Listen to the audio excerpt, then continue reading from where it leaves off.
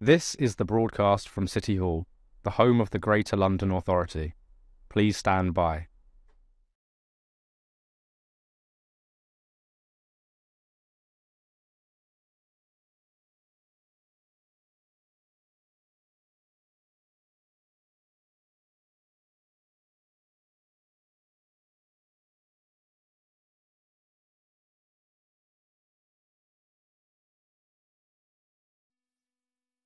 This is the broadcast from City Hall, the home of the Greater London Authority. Please stand by.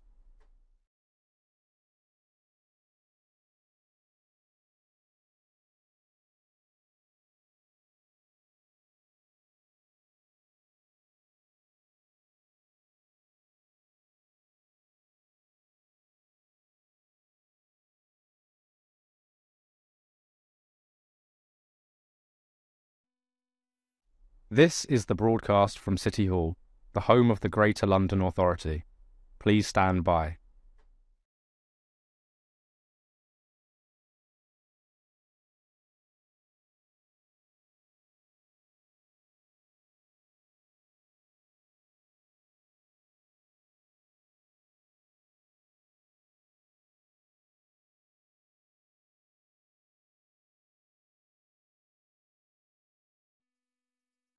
This is the broadcast from City Hall, the home of the Greater London Authority.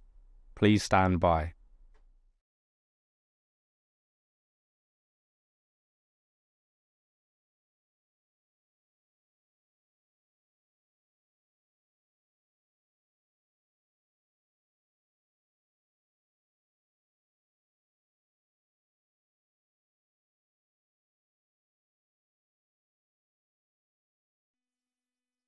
This is the broadcast from City Hall, the home of the Greater London Authority. Please stand by.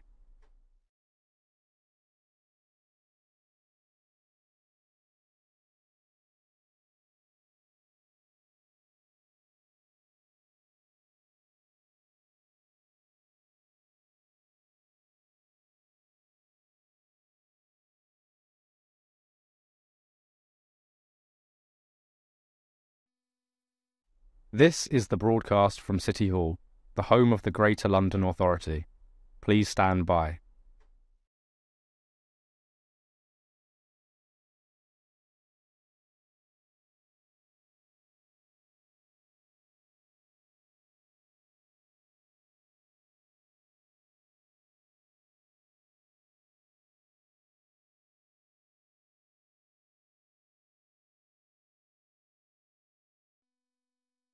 This is the broadcast from City Hall, the home of the Greater London Authority.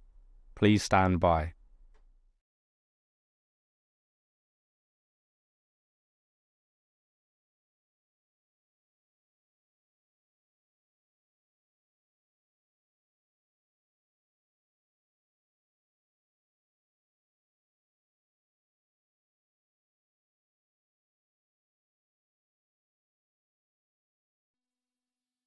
This is the broadcast from City Hall, the home of the Greater London Authority. Please stand by.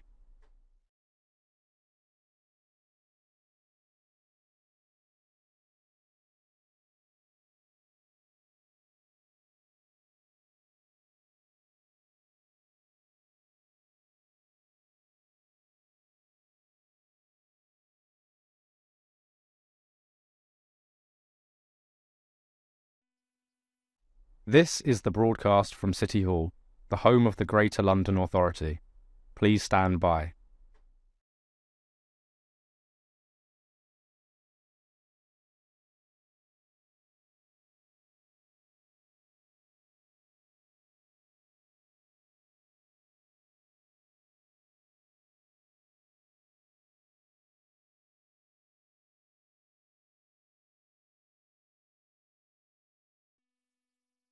This is the broadcast from City Hall, the home of the Greater London Authority. Please stand by.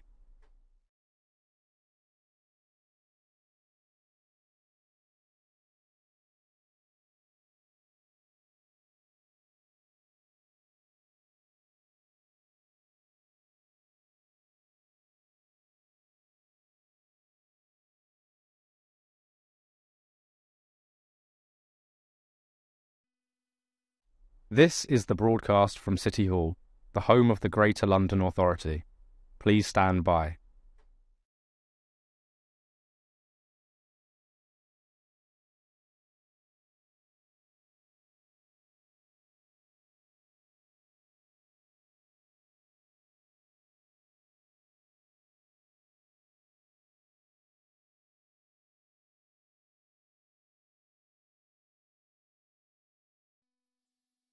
This is the broadcast from City Hall, the home of the Greater London Authority. Please stand by.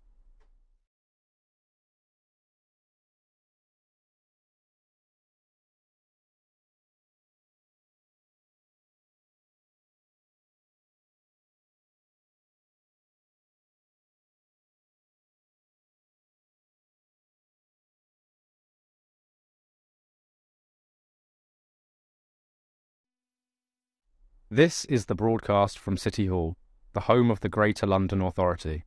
Please stand by.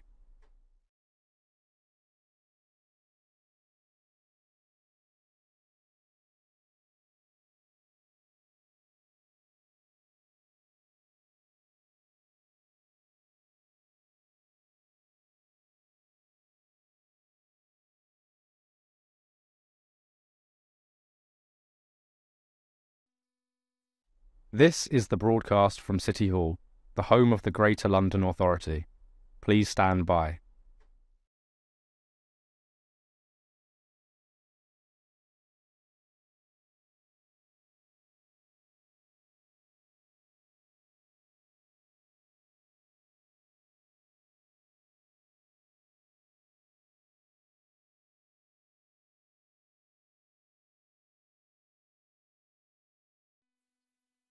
This is the broadcast from City Hall, the home of the Greater London Authority. Please stand by.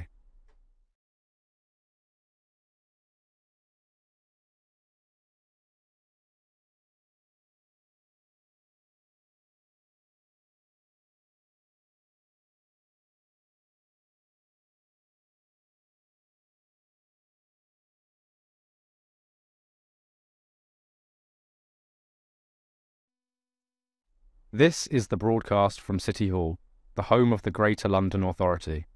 Please stand by. This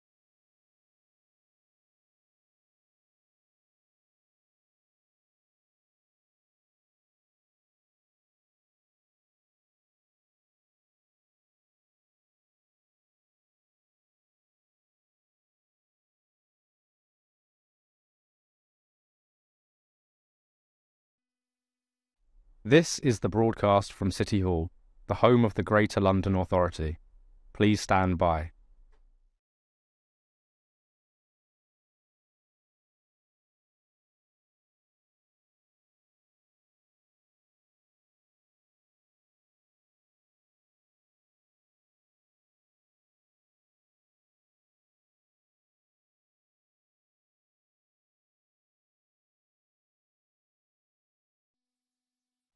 This is the broadcast from City Hall, the home of the Greater London Authority. Please stand by.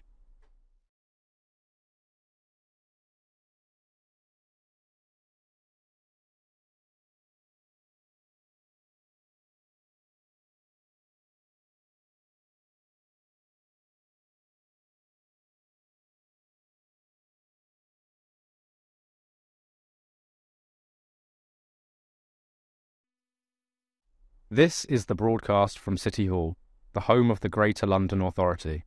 Please stand by.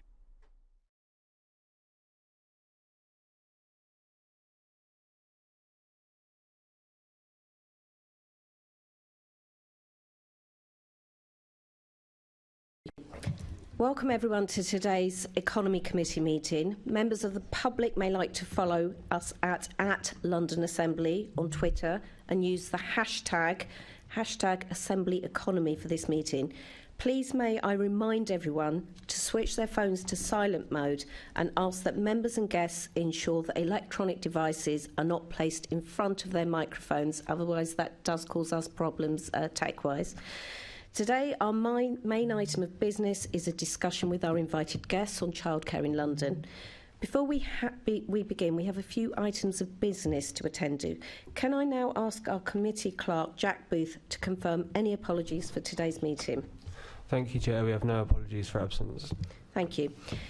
Can I ask the committee to note the recommendations set out at item 2 and ask members if they have any other interest to declare?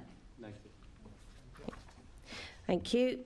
Can we note the membership and chairing arrangements for the Economy Committee for 2023-24 as agreed by the London Assembly at its annual meeting on the 4th of May 2023? It's just occurred to me, Chair. I'm sorry. I have a cousin who provides childcare. So I'm going to log it. I know it's not direct. Thank you. No, absolutely. It just occurred to me as you better said. safe than sorry. Yeah. Thank you, Assemblymember Bath. So, going back, can we note the membership and chairing arrangements for the Economy Committee for 2023-24 as agreed by the London Assembly at its annual meeting on the 4th of May 2023? Thank you. Can we note the terms of reference for the Economy Committee for 2023-24 as agreed by the London Assembly at its annual meeting on 4th of May 2023? Item 5, can we note the standing delegations of authority to the Chair of the Committee for 2023-24 as agreed by the London Assembly at its annual meeting on the 4th of May 2023? Item 6, can we confirm the minutes of the Economy Committee meeting held on 22nd of February and 15th March 2023 to be a correct record? Item 7, can I ask the committee to note the completed and ongoing actions arising from previous meetings? Item 8, can I ask the committee to note the action taken by the former chair under delegated authority following consultation with party group leads, namely to agree the letter to the Mayor of London on the adult education budget as attached to Appendix 1, the committee's report Winning the Race to Net Zero for London's Businesses as attached to Appendix 2, the committee's report Food Insecurity as attached at Appendix 3, the letter to the Mayor of London on barriers to work for asylum seekers and refugees as attached at Appendix 4, the letter to the Mayor of London on barriers to work for people who have contact or had contact with the criminal justice system as attached at Appendix 5, the committee's report Culture of the Beaten Track as attached at Appendix 6, and the letter to the Mayor of London on financial security and employment opportunities for older Londoners as attached at Appendix 7. Phew, we've been busy, haven't we? Yes. So, moving on to our panel and to the business of the day. This meeting is one of two. It's part of a two-part investigation into childcare and how it affects Londoners. Joining us, we have a panel of 5. Oh, I'm so sorry. Thank you. Sorry. So I have a script here, forgive me, so I'm just read this. So, we now have to move on to our main item of business, a discussion with invited guests on childcare in London. After the first set of questions, we'll then have a short adjournment for 10 minutes before going on to the next part of the meeting.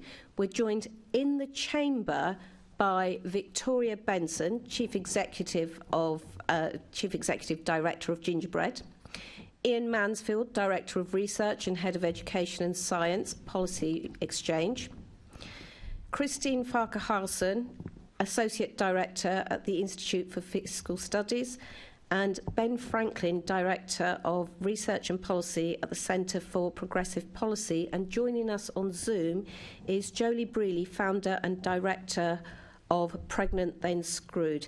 Thank you, panel, for joining us. As is traditional, I will ask the first question as chair, and it's a question to all guests. Now, before we start with the actual questions, if I could, we have a packed agenda today, and I know that Iain has to leave at 12:15, so we do need to get through this as quickly as possible, and I will ask my colleagues to be brief in their questioning, and panel, if you could be brief and succinct in your answering as well. So my start-off question is, and this is for all of you, how effective is the current national system of support for childcare costs, including 15 hours and 30 hours of free childcare, and how does this impact parents and families in London? So if, Christine, perhaps you could start. Absolutely. I've remembered the microphone, so I've passed the first hurdle. And thank you very much for having me here today. I summarise the effectiveness of the current system with what I call the 3 C's of childcare: complicated, costly, and constantly changing. Complicated comes down to the sheer variety of programs that the national government has on offer to support families with the cost of childcare and with access to early education. Chair, you mentioned the 15-hour entitlement for 3- and 4-year-olds, as well as the 30-hour offer for those in working families. But those are only 2 of the 8 different programs that we have at the moment to support families with accessing and using childcare. That makes for a system that's very difficult for families to navigate, and we see that in take-up of some of those free entitlements, particularly the 2-year-old offer and to some extent the extended entitlement, the 30-hour offer for working families. But we see it to an even greater extent in some of the other aspects of the system, such as the fact that only 4 in 10 parents with a preschool-aged child in 2019 had even heard of tax-free childcare, which is the main offer of support before the budget changes come in for families with younger children who aren't eligible for those funded hours. We also see that in access to and take-up of subsidies through the universal credit system or through legacy working age benefits for families who are in work and should be getting 70 to 85% of their childcare expenses subsidised, but really struggle to access those programs and really struggle to use them with very, very low take-up rates in the range of about 13% in some cases for universal credit. In terms of costly, I think the key point here is that the system as it stands today creates a wide variety of experiences. And in fact, people are often surprised when I tell them that if you were to take every family with a preschool-aged child in England who uses formal childcare, and you were to line them up by how much they pay per week for that formal childcare, if you were to take the middle family in that line, if you did that exercise for families with a 3- or 4-year-old and took the middle family in that line, that family would be spending less than £5 per week out of pocket on childcare, which I think for a lot of people doesn't resonate with their experiences. If you look at 2-year-olds and do the same exercise, that middle family is spending £45 a week. If you look at 1-year-olds, that middle family is spending almost £90 per week. So there are huge differences in the cost to families based on the age of their child, also based on where they live. I looked briefly at some of the statistics for childcare spending in London, and actually, if that same exercise, if you take that middle family, in London, that middle family spends actually less than they do in the rest of England, about £8 per week versus about £20 in the rest of England. Where London really stands out, though, is when you look at families who are further up that distribution, further along that line. If you take somebody 3/4 of the way up, in London, they would be spending about £150 per week, compared to about £87 per week in the rest of England. If you took the sort of person at the top tenth of that distribution, in London, they are spending £344 per week in 2019 data, compared to about £150 in the rest of the country. So there are huge disparities in the experiences families have, and I think it's crucial that when we think about the cost of childcare, we reflect on and recognise that this isn't one experience that we can generalise and universalise. There are very specific challenges related to specific age groups and specific places. Thank you, Christine. Thank you very much. If we could move to Ben, please. Hi, yeah, thanks for your question. So a lot of our work in this area has been informed by various surveys of mums and been dedicated to understanding the labour market impacts of childcare accessibility and cost. And I think there are some stark numbers in that in terms of the impact that it's having on mums' working lives. So one of the core findings in our research that is over half, 54% nationally, of mums, and that's mums with children aged 10 or under, have struggled to access childcare. And that's a significant amount. It's even higher in London. It rises to 65%. And that struggle has massive implications in terms of labour market outcomes. So for those mums who have struggled, A quarter said it's prevented them from pursuing further skills and training. 31% have said it's impacted their opportunities for progression and promotion. And 29% have reduced their hours at work that they've worked. So there's some substantial impact as part of that. Cost is obviously one of the big issues in all of this, but it's not the only issue. And there's some interesting issues that Londoners seem to be facing in particular. Although, as Christina said, obviously costs for those parents with children aged 0 to 2 is a massive issue, and there is a huge patchwork system where we suddenly see kind of arbitrary support for mums and dads, obviously, with children aged 3 and 4. But just quickly on some of the particular issues that London is facing, we asked about whether Londoners and others thought that the quality of childcare had reduced since they'd become a parent, stayed the same or improved. And a higher proportion of Londoners said that quality had reduced. Around 28% of Londoners said that quality had reduced since they'd become a parent, by comparison to 18% nationally. And so a high proportion of Londoners also prioritise quality of childcare than the national average. There's also some interesting points around the availability and location of childcare, which is slightly different in the capital than it is elsewhere. So around 32% of Londoners prioritise the distance between childcare settings and their work and home, compared to around 23% nationally. And 27% of Londoners prioritise improving the availability of places, compared to around 21% nationally. So let's just put that into context. Londoners still prioritise cost, and they prioritise 0 to 2 childcare in particular, because that's the bit that isn't so-called free at the moment.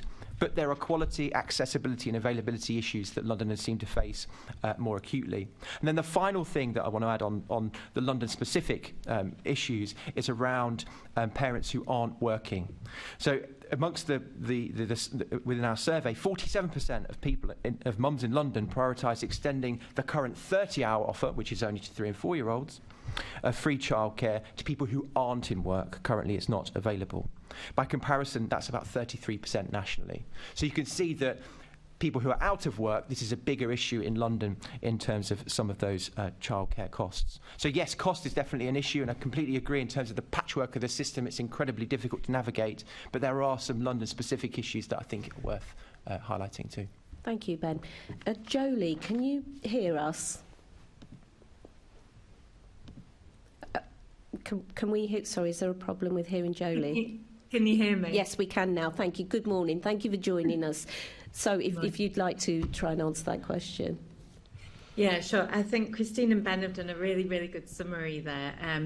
To focus in on some of the very specific issues with the current benefits, of which there are many, the key issue is that the 3 to 4-year-old entitlement and the 2-year-old entitlement are underfunded by the government by almost £3 per child per hour, and we know this through a Freedom of Information request done by the Early Years Alliance, and that means that those costs have to be passed down the chain, which is why we see these very extreme costs for 1-year-olds and 2-year-olds. But there are many other issues with the benefits, predominantly that they can't be accessed. Many of them aren't accessed by families on low incomes, so we know that from the Sutton Trust, only 20% of families in the bottom third of earnings distribution are currently eligible for the full 30 hours entitlement at age 3 and 4. 70% of families benefiting are in the top 50% of earnings distribution. Yet we know that children from lower income families benefit the most from early years education. The 3 and 4-year-old entitlement and the 2-year-old entitlement work in term time only, which of course very few people work in term time only.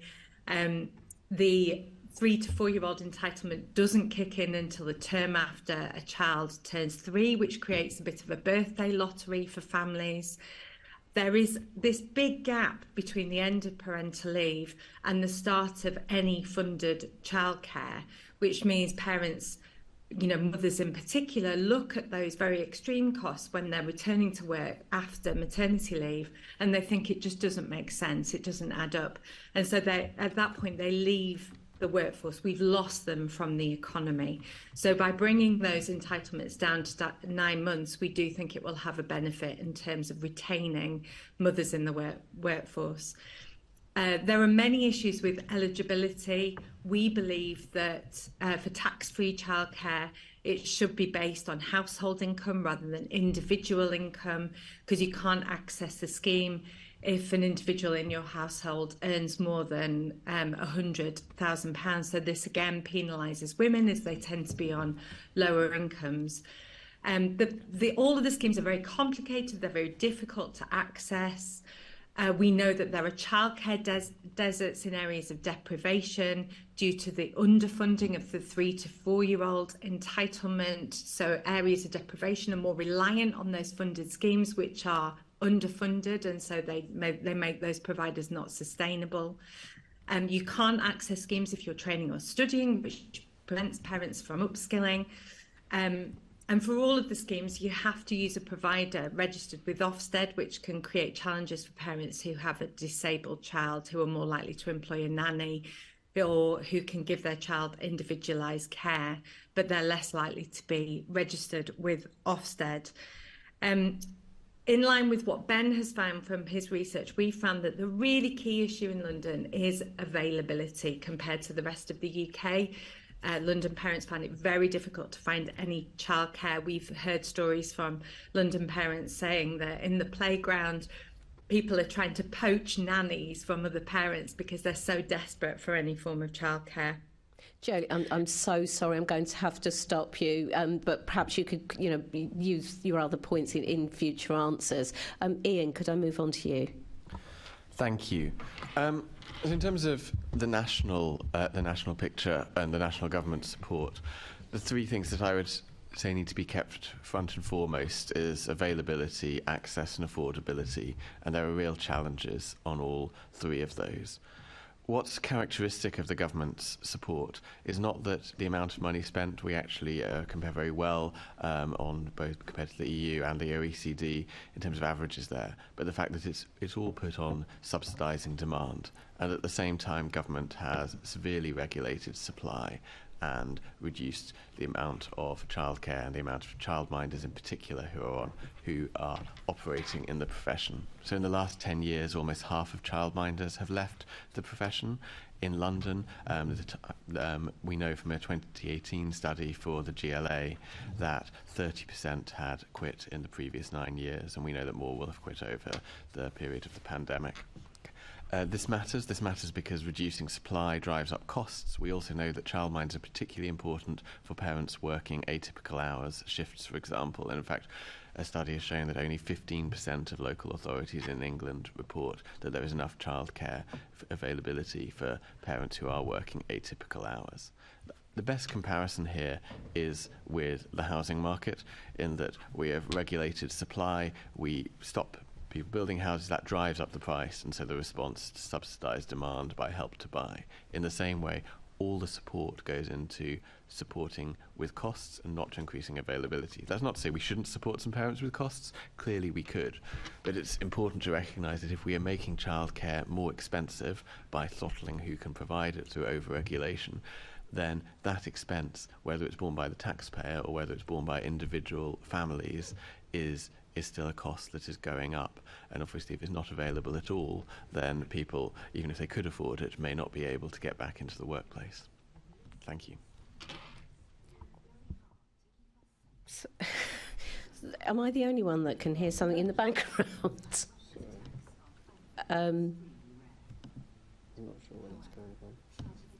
Right. I mean, if we could try and ignore the voice in the background. Thank you, Iain. Victoria. Thank you. So Gingerbread works with single-parent families. And why should you be interested in single-parent families? Well, London has the highest proportion of single-parent families. Nearly 20% of families living in London are single parents. It's also worth noting that they're twice as likely to be in poverty as couple parents. They are nearly 70% of them are in work. Of course, work is one. Yeah, I'm so sorry, Victoria. Can we just suspend things for a moment? Could somebody go and find out what I think it's that's... stopped now. Okay, thank you. Thank you very much. Apologies, Victoria. Nearly 70% of single parents are in work, and of course work is a really important route out of poverty for single parents.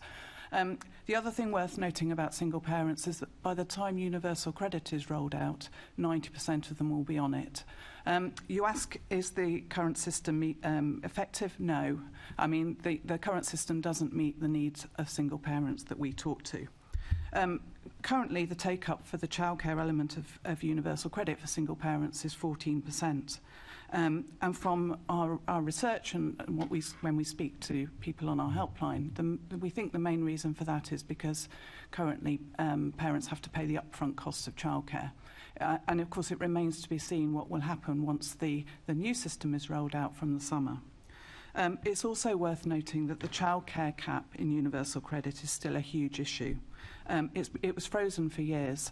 In theory, of course, universal credit should meet 85% of the costs of childcare, but for many years the cap has been well outstripped by the actual price of childcare.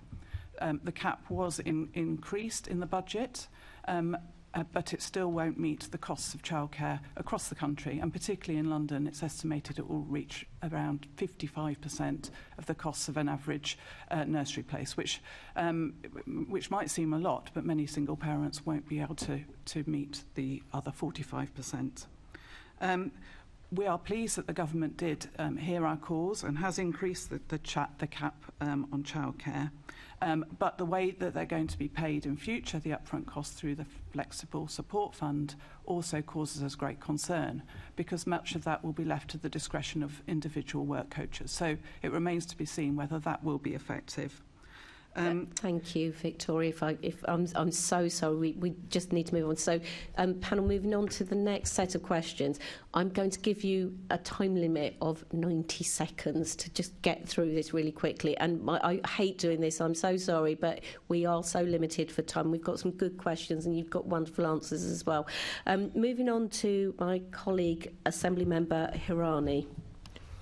Thank you. And at this point, because so much of what guests have said have resonated with myself personally, I think I should declare an interest in some way as well, because I have a 2-year-old and a 3-month-old. So I think some of the issues that you've been raising, I've been experiencing myself as well.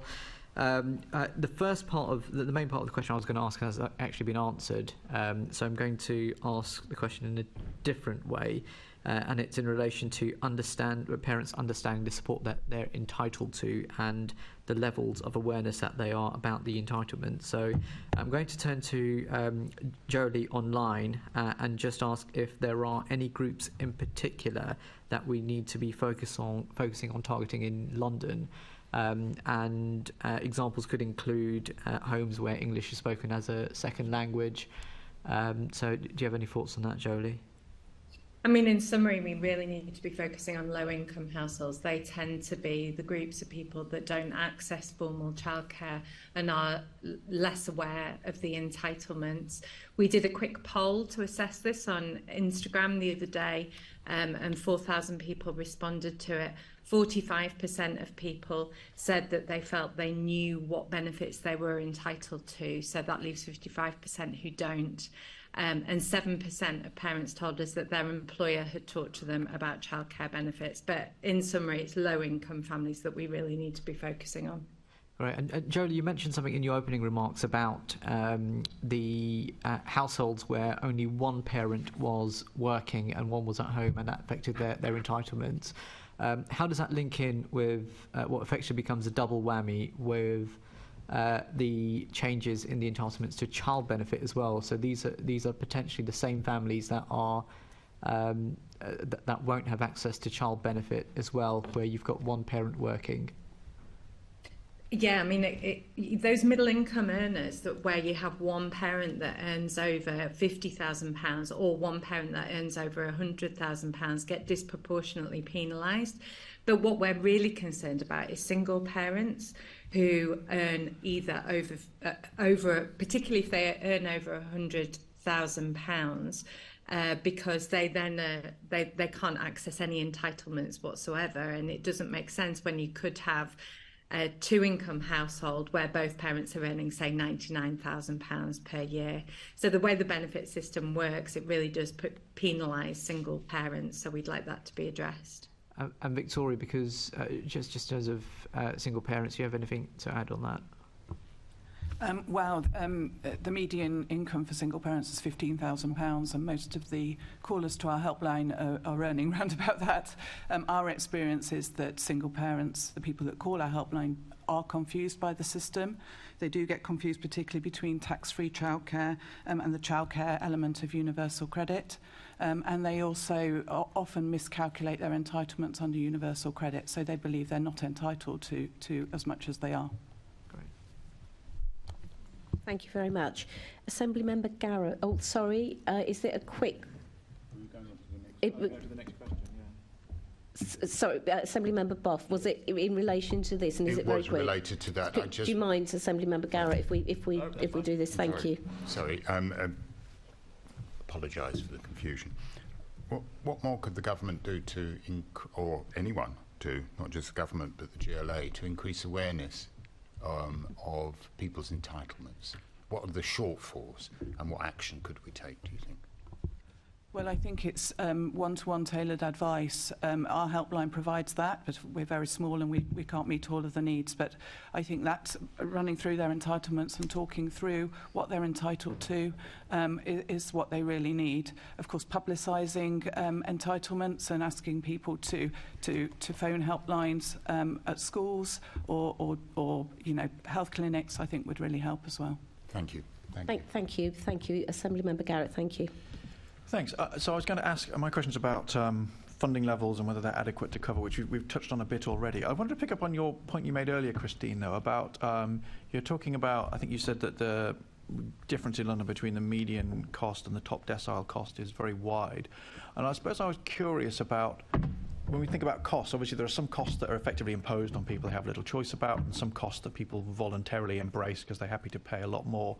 And obviously top decile households in London are quite high earning households. So I don't know whether you had a sense of how much of the extra cost they're paying is effectively a sort of premium that they're happy to pay versus, a sort of baked in cost base that's unavoidable. I forgot that time. Absolutely. Easily done. So I think the easiest way of getting at that question or trying to get at the point that you're making is by looking at the hourly price of childcare. The weekly figures that I quoted earlier, like you point out, will wrap up both that sort of hourly price but also how much care you're using. What we see on hourly prices is that in London, the median spending, so that middle of the line price for under 2-year-olds and 2-year-olds is about £7 per hour. In the rest of England, it's about £5.25. So there is part of this, which is that care in London, even on that hourly basis, is just much more expensive than it is elsewhere in the country. Part of it will also be differences in patterns of usage. Okay. No, I suppose my question was more about, you said you mentioned a very high figure, was it 300 and something for top decile households? And I just thought that presumably quite a bit of that is a discretionary cost that those high income households are choosing to make. Is that also part of the picture? So obviously me personally, I'm more concerned about people who are stuck with a cost that's very hard to avoid rather than people who may choose something expensive. I think it's quite difficult to disentangle what's discretionary. It depends how you define that in this case. What we see in London is that disproportionately you have dual earner professional couples who are both working very long hours, who may have moved away from family elsewhere in the country and so have less access to informal care potentially. Once you start to build up those factors, you start to get into a situation where with very young children, they're using quite a lot of hours of formal care, and then the hourly rate is quite expensive. But whether you refer to that kind of work-induced usage of childcare as discretionary or not, I think is a bit of an open question. Fair enough. No, that makes sense. So I suppose the question I was going to ask then, I'll stick with you, Christine, because since we're already discussing this gap, which you've sort of touched on a bit, the gap between the funding from government and the cost, and obviously the cost is rising. I think you've already effectively said that it's not adequate. Do you have a sense of what that gap is and what the increase would be from your point of view to fill that gap? So I'm very modest on what can be said about adequacy of the funding rates. What I can tell you and what we do know is that the funding rate for 3 and 4-year-olds has fallen by 13% in real terms since its peak in 2017-18. That's largely driven by increases in cost like the minimum wage. So I feel confident in saying that if the funding rate was correct in 2017, it's very likely not correct now. I can also tell you that the funding rate in London is quite similar to the average market price for childcare in London. In fact, actually eerily similar. That could sound encouraging, but I think there are reasons to think that that might suggest underfunding, particularly given that the money from central government, there is some amount of that which is withheld by LAs. There are also going to be frictions in where that spending goes and which providers. There's always going to be a distribution of provider cost. So I would be a little bit concerned if we're purely matching market prices, that given the context of the budget, which we'll, I'm sure, come on to, my next question, that becomes very, very important and potentially risky. So when you say eerily similar, you're describing where providers are truncating costs, so the distribution is truncated at what the funding is, and so a sort of a section of the market that you might expect to exist doesn't exist because the funding doesn't cover it. Is that what you mean? We struggle in data sources to really get a good handle on distribution, particularly when we move below the national level. So all I'm referring to is that if you look at the median price paid by parents out of pocket in London, that's almost exactly bang on the amount of funding that the average London local authority is receiving per hour to deliver those free entitlements. Fair enough. Thanks, Christine. Ben, I don't know whether you had any thoughts on that question about this difference between cost and payment. Yeah, so Joeli alluded to something earlier as well on this front. So I think it was 2017 when the DFE were calculating what the cost of delivery for the so-called free childcare hours would look like, and it was around sort of £7 per hour. I can't remember the exact figure, but it was between £7 and £8. And the actual amount of money that has ended up going to providers is about £5.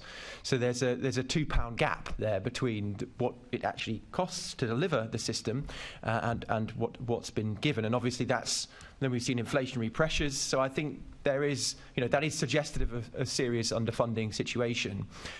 Obviously, on top of that, which we haven't really spoken about yet, there is the workforce issue that's happening in childcare with childcare workers leaving the profession, childminders en masse, and we're starting to see nurseries and other larger providers as well struggling, and that is suggestive of a business model that isn't working, and that business model isn't working partly because of the 3 to 4-year-old underfunding issue. In you say the business model's not working, this hints what I was just talking about before, where the costs effectively are truncated, so they're not able to pay their staff more, so they seek work elsewhere. Is that what you're saying? Exactly right. So if you're having to make a loss on 3 to 4-year-olds, you're trying to get that back elsewhere, and that's going to be wages, that's going to be parents having to fund nappies, for example, things like that, literally where the costs are so tight to the borderline here that nurseries are having to do all sorts of different things to try and game the system in order to ensure that they can keep afloat. And that's just not a conducive kind of relationship, both with parents but also to provide quality, accessible childcare. Okay, thanks, Ben.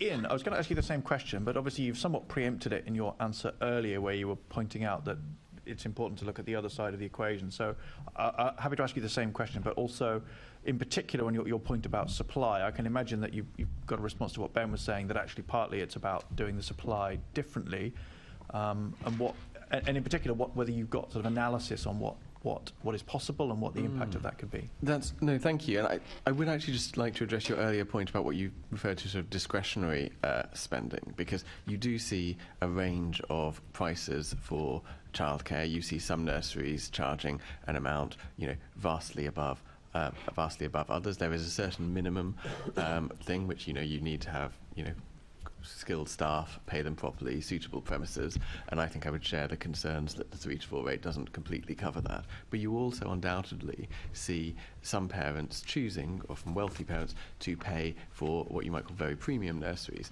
And in the same way that we don't subsidise parents who choose to pay for their children to go to private school with facilities well above what you would see in the state sector, I would also see our concern should be affording those non-discretionary costs. You know, what is the cost for lower and middle income families to attend childcare, the unavoidable cost, and recognising that there will always be some parents who are very wealthy who will pay for vastly more. And that's not a problem, that's their right to do that, but it's probably not where sort of taxpayer support should be focused.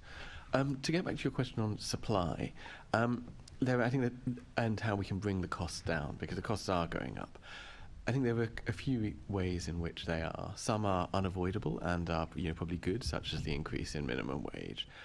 Another is a straightforward supply-demand curve. So when people leave, when there are fewer places available, you have more people chasing those places, things go up. There are things that I think the London Assembly could do, particularly with regards to people who live in rented accommodation or housing associations, making it a default that you can childmind from those and that you don't have to ask for permission and that your landlord can't block you from becoming a childminder. Many landlords do let their tenants do so, but not all do. There are also some reforms in our paper that we put out last summer called Better Childcare, which is about adopting a French system, which is, I always need to look at this name, which is called Maison d'Assistance Maternelle, which basically means that childminders can operate outside the home. So they could, for example, operate in a hall, in a school, out of hours, and in various ways. And that, again, it allows people who may not have a home suitable to childmind to go and provide this childcare in other settings. And, of course, local councils can be very influential in providing those. Since the French introduced that in 2010, there are now 4,000 of these operating across France, which, it can make a non-trivial addition to the places. And then the final thing which is driving costs is ratios, and we have one of the tightest ratios in Europe. We have tighter ratios than Scotland, and I haven't noticed that, children are greatly endangered in Scotland.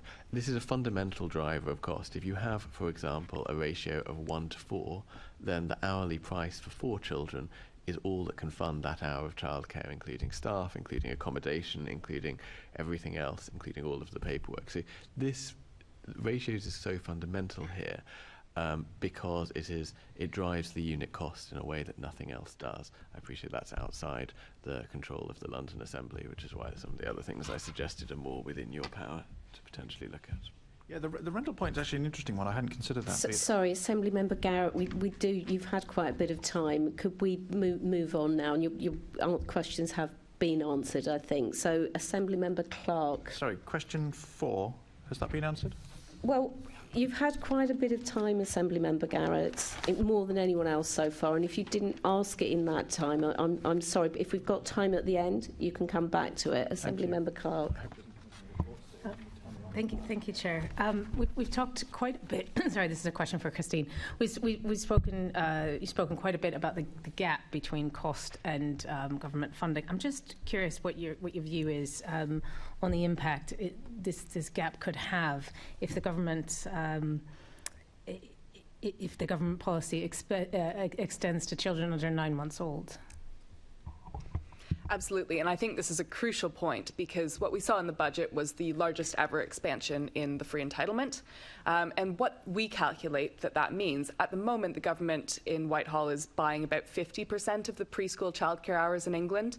After these budget reforms are fully rolled out, that figure will go up to about 80%, and that's even before any increase in demand or increase in use of childcare. Now, if you're going to be buying 80% of the market for anything, you have to make sure that you have the price right. Because if you set that price, if you set it too high, substantially too high, you're going to be wasting quite a bit of taxpayer money or perhaps not getting the best return on that taxpayer money. It could be better used elsewhere. But if you set that price too low, the consequences are quite severe. You might have providers refusing to offer the new entitlements. You might have providers looking, as in many cases they do now, for how they can top up those funding rates. Or you might have providers, in the worst case, even exiting business altogether if at the cross-subsidy model that they use at the moment, where they raise the prices for younger children to fund shortfalls elsewhere in the system, becomes unviable under these budget reforms, that could be enough pressure to put providers out of business. Now, the government has recognised this and is proposing substantially higher rates, particularly for 2-year-olds than we have now, higher still for younger children. I think the bigger question here is around the mechanism for how we not only set those rates, but review the impacts that they're having and revise them going forward. With something like a 13% cut over the last few years, that suggests that that kind of automatic benchmarking of where the rate should be and how it follows the fundamental costs of childcare, that's not something that's in place at the moment, and the risks of not having that have just gotten quite a lot higher. That's really helpful. Thank you. Thank you, Chair. Thank you very much. We do have a few minutes. Assemblymember Garrett, would you like to go back and ask question 4? But can I ask colleagues, bearing in mind that we do have scripted questions and we do have a report to write at the end, the scripted questions do provide the evidence. Perhaps we could focus on those first rather than the other questions that we might have. Assemblymember Garrett. Thank you, Chair. I'll be delighted to ask the question. So how will the government's announcement of the spring 2023 budget to extend support for childcare costs impact parents and families using childcare in London? So perhaps if I go reverse order, if I start with Iain. Did you have thoughts on the impact of 2023? The budget announcements, I probably don't have too much to add from what Christine just said. I mean, it will clearly be positive for parents of 2- and 3-year-olds if they can access it. We do have to worry about supply, but I mean, we're coming back to the situation. We're not actually in a free market situation. If the government's buying 80% of the cost and is very tightly regulating supply, you're more looking at what is effectively something which has been nationalised, and that brings all the sort of risks with it if you don't set those prices correctly. Okay. Ben? Impact of 2023 budget? Yes, I think obviously it's a substantial increase in investment in the sector, and I think from a positive point of view, it is seeing childcare as an economic asset. Actually the justification for those reforms was to enable more people to work more hours in the labour market, and that's obviously what our research has shown is important too. Obviously, the big unanswered question, as Christine and Iain have alluded to, is the price. Setting the price is crucial, especially as to some extent 0, 1 and 2-year-olds currently cross-subsidise the 3 and 4-year-olds. So there's some big business market questions there. However, the government is going to roll this in slowly. It's not an overnight reform. So hopefully that gives us time to get this right to enable the extension to work properly for families and children. Thanks, Ben. Christine, did you have anything specifically on the 2023? Yep. So I've spoken about deliverability of the policy already. I think another key point to keep in mind is the distributional impacts of this policy. The government has made a quite clear statement of intent with its budget reforms that it's looking to prioritise childcare for the sake of parental employment, but in practice also childcare for the sake of reducing the cost of living. We estimate that something like 85% of the childcare hours delivered under the budget reforms will be going to parents who otherwise would have been paying for those hours out of pocket, and the rest is coming from increases in largely mothers' labour supply. That's not a silly thing to want to do. We've spoken about how expensive that stage of life is, so it's not that this money is being wasted, but it is important to keep that division in mind when thinking about the impacts. And the final piece about distribution is that the fact that this entitlement is work tested and earnings tested means that by construction it will be benefiting people towards the middle and the high end of the income distribution.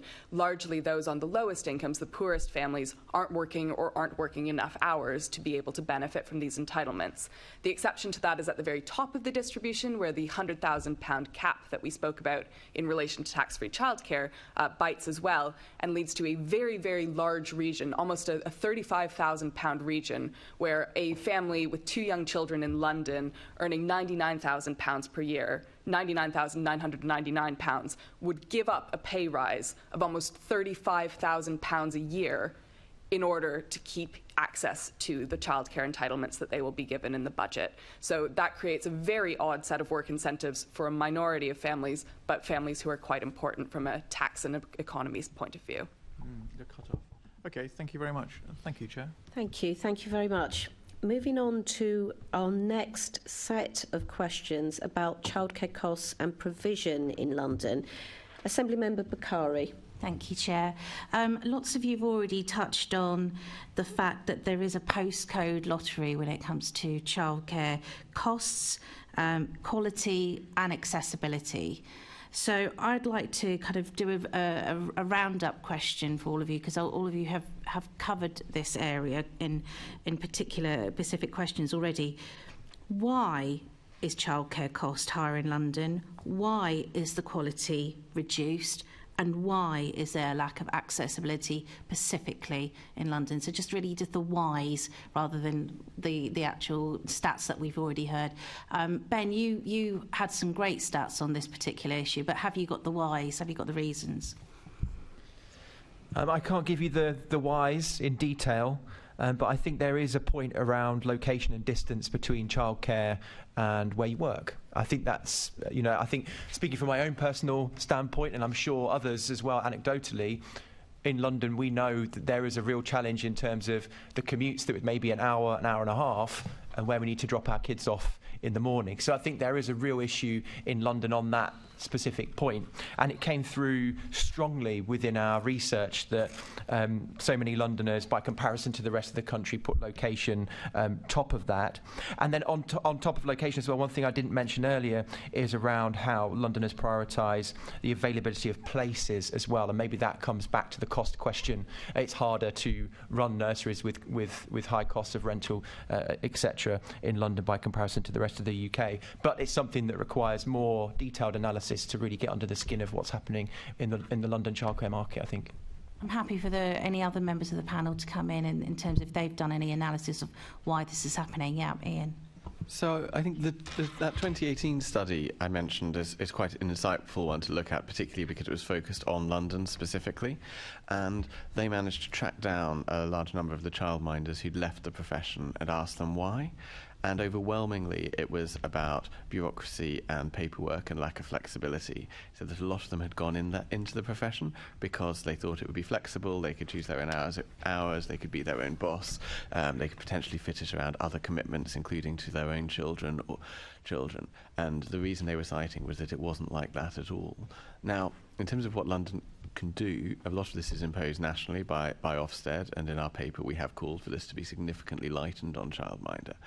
But there is also the fact that childminder agencies can play an important role, and whether that was either the London Assembly setting up their own one, a state-backed one, which would support childminders through this bureaucracy, through this paperwork, or whether it was about subsidising private sector childminder agencies to do that, take on more clients and alleviate the fee that they would normally have to pay. Both of those are potential ways in which, until the national government changes the paperwork, that things could be maybe improved in London. Is anyone else who'd like to come in at this point as well? I think Christine? I think just briefly on why are costs so high, we've spoken a little bit about the difference between the hourly costs, which are high, and the weekly costs, which are really very high. So part of that is different patterns of using childcare in London when you're looking at that weekly figure. On the hourly side, I think a large part of this is down to the structure of London's labour market and wider market as well. We know that something like 3/4 of childcare providers' costs go on staffing. There's a floor there, a national floor in terms of the minimum wage, but there's also a sort of shadow floor that comes from the childcare workers' best outside option, what they could be earning if they were doing a different job. To the extent that those wages are higher in London, London providers will be forced to pay a little bit more than those elsewhere in the country to keep their workforce. And so that will inevitably put pressure on prices. The next biggest childcare provider cost is rent and mortgages and location, which again is something that we know is structurally higher in London than it is elsewhere. In terms of what that means for something that the Mayor could do, I think one quite fruitful avenue to look at would be to explore workforce questions a little more. I know you'll be hearing evidence from a second panel that can speak to those issues more directly. But understanding who is going into this profession in London, what the outside options are in London, and what kinds of pull factors could encourage people to stay, for example, with more professional qualifications or apprenticeships, adult education, to give childcare workers a sense of a career progression. I think that could be quite fruitful for the committee to consider. Brilliant. And is anyone else who'd like to come in at this point about the whys? Joeli, do you want to come in at all? I mean, it's all about costs. London costs are higher than the rest of the country, so that tends to drive up the price for parents, but also makes the feasibility of running a nursery or being a childminder just not as great as it is in other parts of the country, which is why you see so few places in London. One of the things that we've been told in our briefing notes is that the least deprived areas of London, so in the more affluent areas of London, do have better childcare. So why is that the case? What's happening in those particular areas of childcare? Does anyone have any answers for that? I can come in on that. Yeah. So in the least deprived areas, you have more children who use the funded entitlements, and the funded entitlements are underfunded by the government, which makes those businesses unsustainable. So you see childcare deserts in areas of deprivation. That's not just true in London, that's true for the rest of the country. And it's because they're so reliant on the funding, which is just completely, it falls short of what the costs are. But you also, in areas of deprivation, you find it harder to recruit skilled staff, and you also have a higher proportion of children who have special educational needs, and so that those children need more one-on-one care as well. So there's a multitude of factors going on that means you see these childcare deserts. You mentioned special needs. We've also got some stats here about particularly disabled children as well. Has anyone found that particular care has been impacted? Perhaps there's more of an issue in London than outside of London. Is that the case? I don't know whether it's different in London compared to the rest of the country, but absolutely, if you have a child with special educational needs, securing a childcare place is almost impossible. There was research done by Quorum. I think it said 18% of local authorities say they have enough childcare for children with special educational needs, and we hear from parents all the time that say they just cannot find the childcare that they need for their child. And would that mean that those parents in particular are the ones who are most likely to give up jobs, work, because they need to look after their children because of the fact there is such a lack of care? Absolutely, and the data on this, I can't remember off the top of my head, but it's really shocking. The number of mothers in particular of disabled children that work and that work full-time is way below comparisons to the national average. Victoria, do you want to come in? No, I was just going to refer to the Quorum study just to say that list by place, the adequacy of early years education and childcare for different classes, and for children with special educational needs, it's woefully low. For single parents, they're more likely to have a child with special needs, so it impacts them disproportionately. And I mean, I know that you work specifically with in that area of the single parents, but I mean, I know from my own experience, I relied on my mum a lot when it came to my childcare. I couldn't work without her support. Does that impact some of the people that you are advising and helping? No, so most single parents actually don't rely on family. They, in fact, we found from our most recent research that most single parents are having to find jobs where they don't need to use any childcare at all. So they're looking for jobs within school hours, which of course means that they're going to be earning less and they're in lower skilled jobs. The reason for that is both cost, is primarily cost, but also availability. And as we've already heard, many people on very low incomes, including single parents, just aren't entitled to the free childcare. But even if they are, it only covers 30 weeks of the year, and they have huge issues with wraparound care and school holidays. I mean, in terms of informal childcare, what kind of analysis have you done? Have any of you done on that particular area when it comes to childcare costs and the impact that it's having on the economy? Are parents who have got informal childcare support more likely to be able to carry on working and get the right access of support that they need? Is that something that you're finding within any of your research? I haven't looked at that issue directly. What I can say about informal childcare is that we know actually most families who use informal childcare are combining it with formal childcare. So they might be taking up their free entitlement hours, but then relying on a grandparent to pick up the child or look after them around where that childcare offer isn't working. What does stand out in London is that there's the take-up rates of informal childcare, the usage of informal childcare is lower than in the rest of the country, which does speak to a sort of lack of availability of that informal care, which might particularly affect families in the capital. Okay. Just in terms of our own research as well, we asked people about whether they struggle to access childcare whether that's formal or not, you know. So actually we had a very high proportion, and in particular in London, in terms of struggling, it was around 65%. So, you know, irrespective of whether there's formal or informal, this is a real big issue for people. And as Christine said, I'm sure it's a mix of both for some if they can afford it, and others, they have to do it themselves and as a result leave the labour force. And my last question is just kind of comparing it to other countries. So when I've looked at researched it myself, I've seen that Germany offers actual childcare benefits to even parents who decide to stay at home.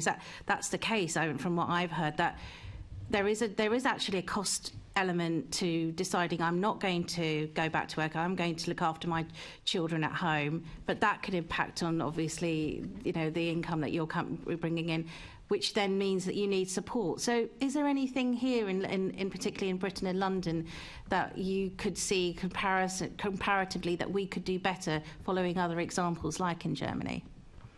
Just very quickly on that, I mean, we do see within our data that around 18% of mums who struggled to access childcare have been prevented from entering the labour market. So this is a real issue, and so the idea that mums and dads who aren't working shouldn't be entitled to some degree of free childcare is actually preventing them from entering the workforce.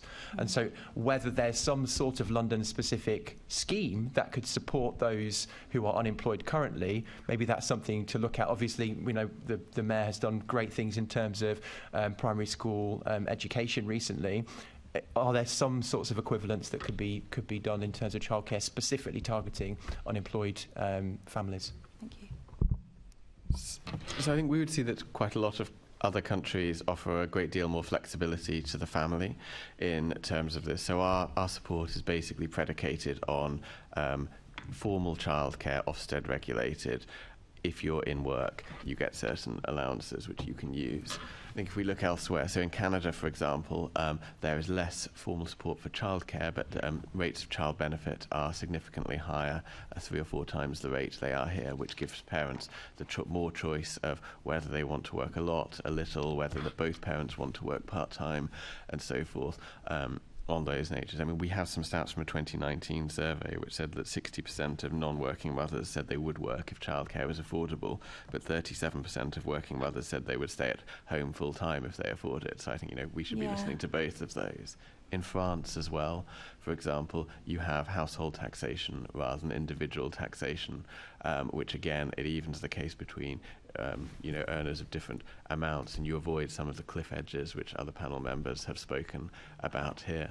And again, we do see openness on the continent to a greater variety of childcare models. I mentioned the childminders who can work outside the home in France. We also see much more flexible use on ratios. To come back to that, childcare providers are assessed on whether or not they're providing a safe and quality environment to the children, recognising that this can be done in a variety of ways rather than these very, very strict and rigid rules which we seem to have put in place here in Britain. I absolutely agree. I mean, I know so many parents who, particularly during the pandemic, who decided to stay at home, you know, with the kids, but had a completely different way of working. You know, you can work from home, and there's a different way of providing for your family and getting an income. I think we do need to be more imaginative about it. Thank you. Thank you very much. Sorry, Joeli, you had your hand there. Did you want to add to that? Yes, if I may. I just wanted to firstly pick up on Canada, because Canada has invested billions of pounds in its childcare sector to create a system that costs no more than $10 a day for most families. And as a result, they've seen the number of mothers going into the workforce increase drastically.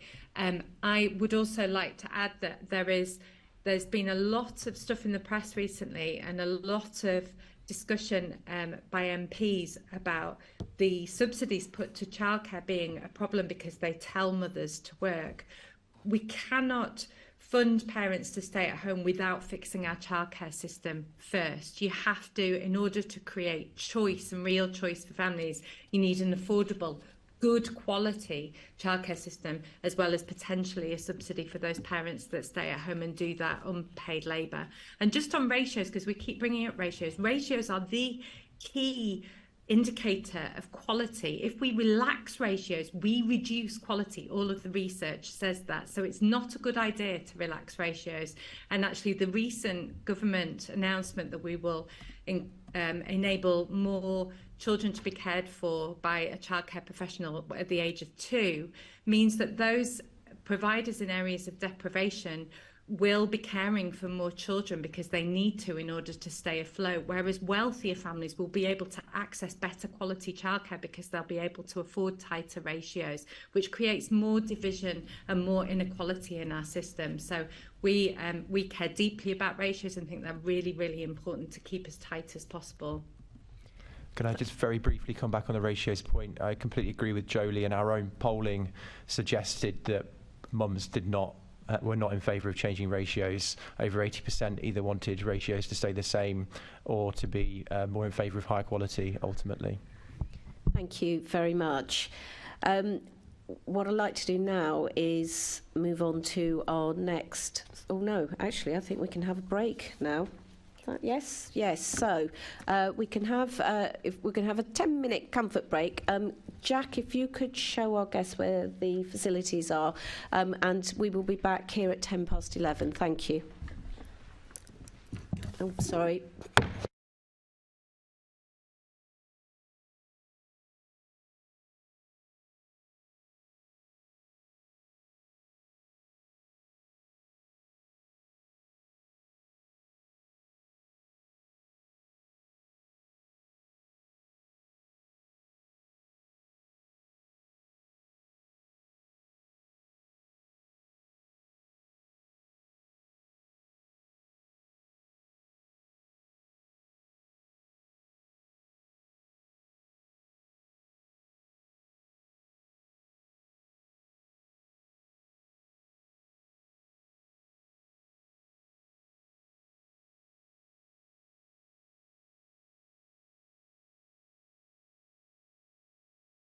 This is the broadcast from City Hall, the home of the Greater London Authority. Please stand by.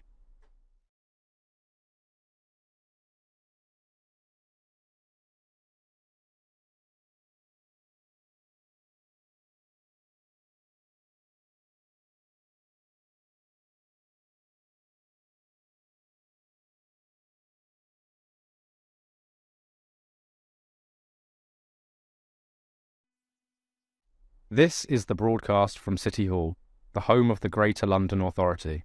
Please stand by.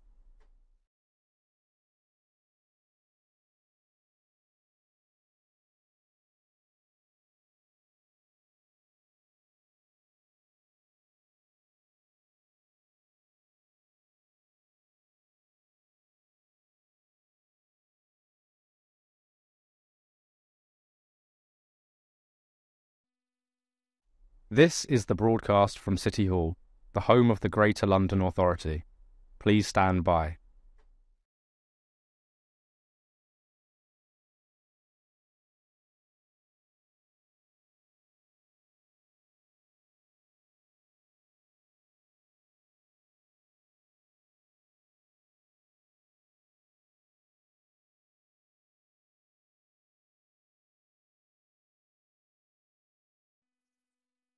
This is the broadcast from City Hall, the home of the Greater London Authority. Please stand by.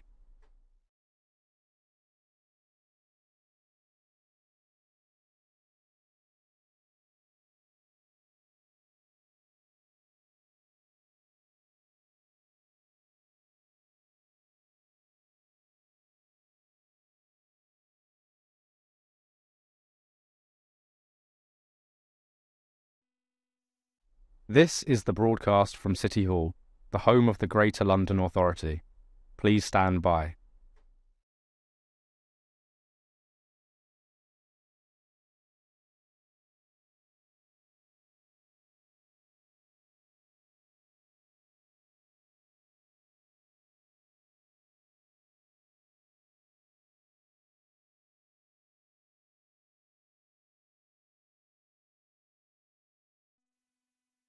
This is the broadcast from City Hall, the home of the Greater London Authority. Please stand by.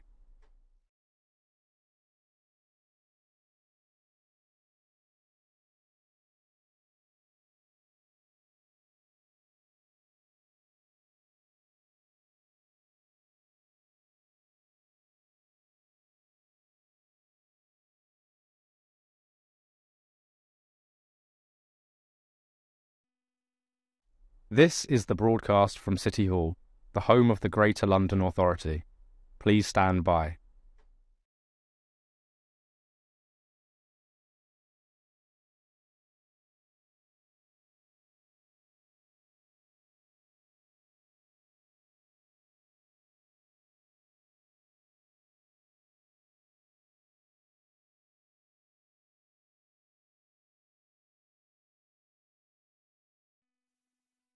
This is the broadcast from City Hall, the home of the Greater London Authority.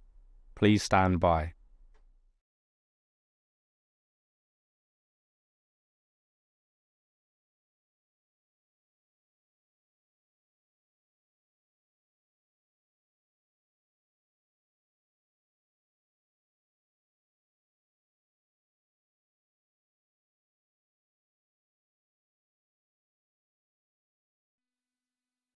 This is the broadcast from City Hall, the home of the Greater London Authority.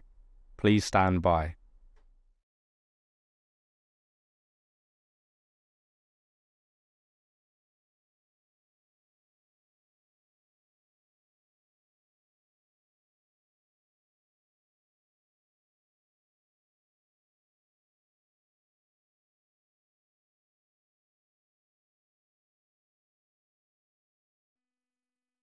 This is the broadcast from City Hall, the home of the Greater London Authority. Please stand by.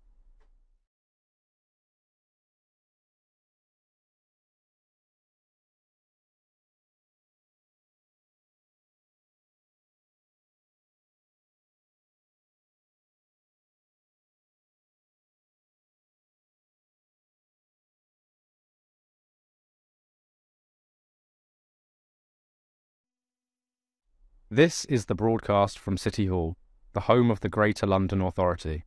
Please stand by.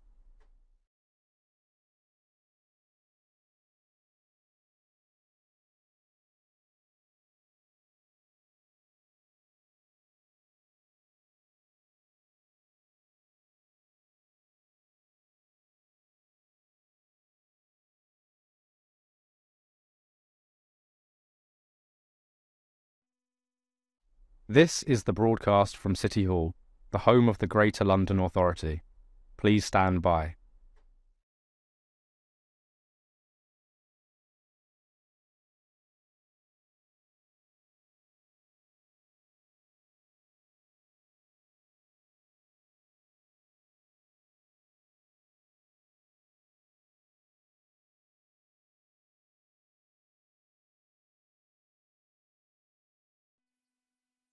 This is the broadcast from City Hall, the home of the Greater London Authority. Please stand by.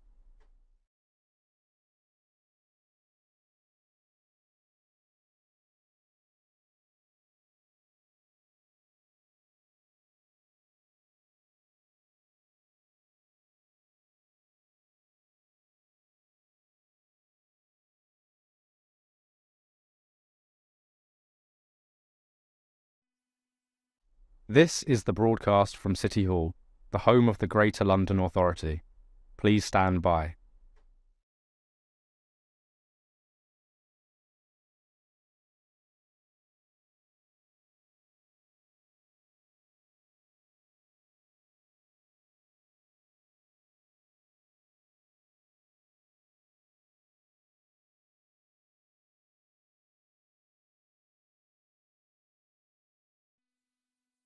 This is the broadcast from City Hall, the home of the Greater London Authority. Please stand by.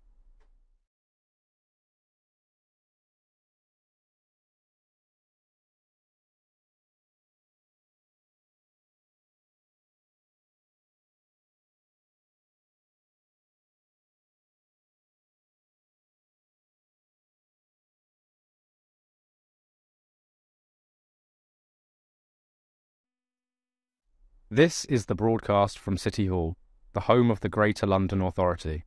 Please stand by.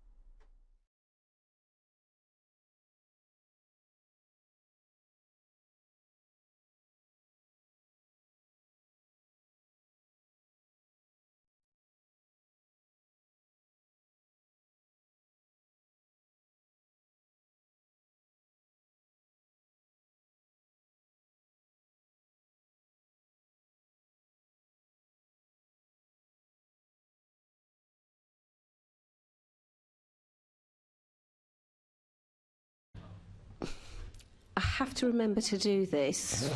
I really do. If we could reconvene. We're now asking questions about the impact of childcare costs on users. And Assembly Member Polanski, if you'd like to ask your questions.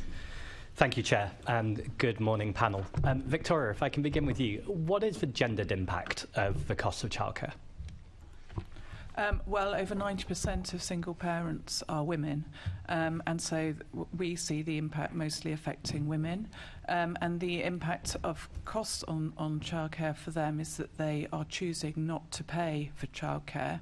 They can't afford to pay for childcare, and so they are choosing jobs which don't rely on childcare. As I said earlier, many will work during school hours, which means that they're underqualified. We actually did a report focusing on London in 2022 called The Invisible Family, and that found that many people, when they became single parents, women, when they became single parents, had to go back into careers which they were way underqualified to do. And that was simply because of childcare. I mean, another factor is also the availability of flexible work in those careers. And so the impact for them is that many are forced into poverty. As I say, single parents, women, are twice as likely to be in poverty as couple parents.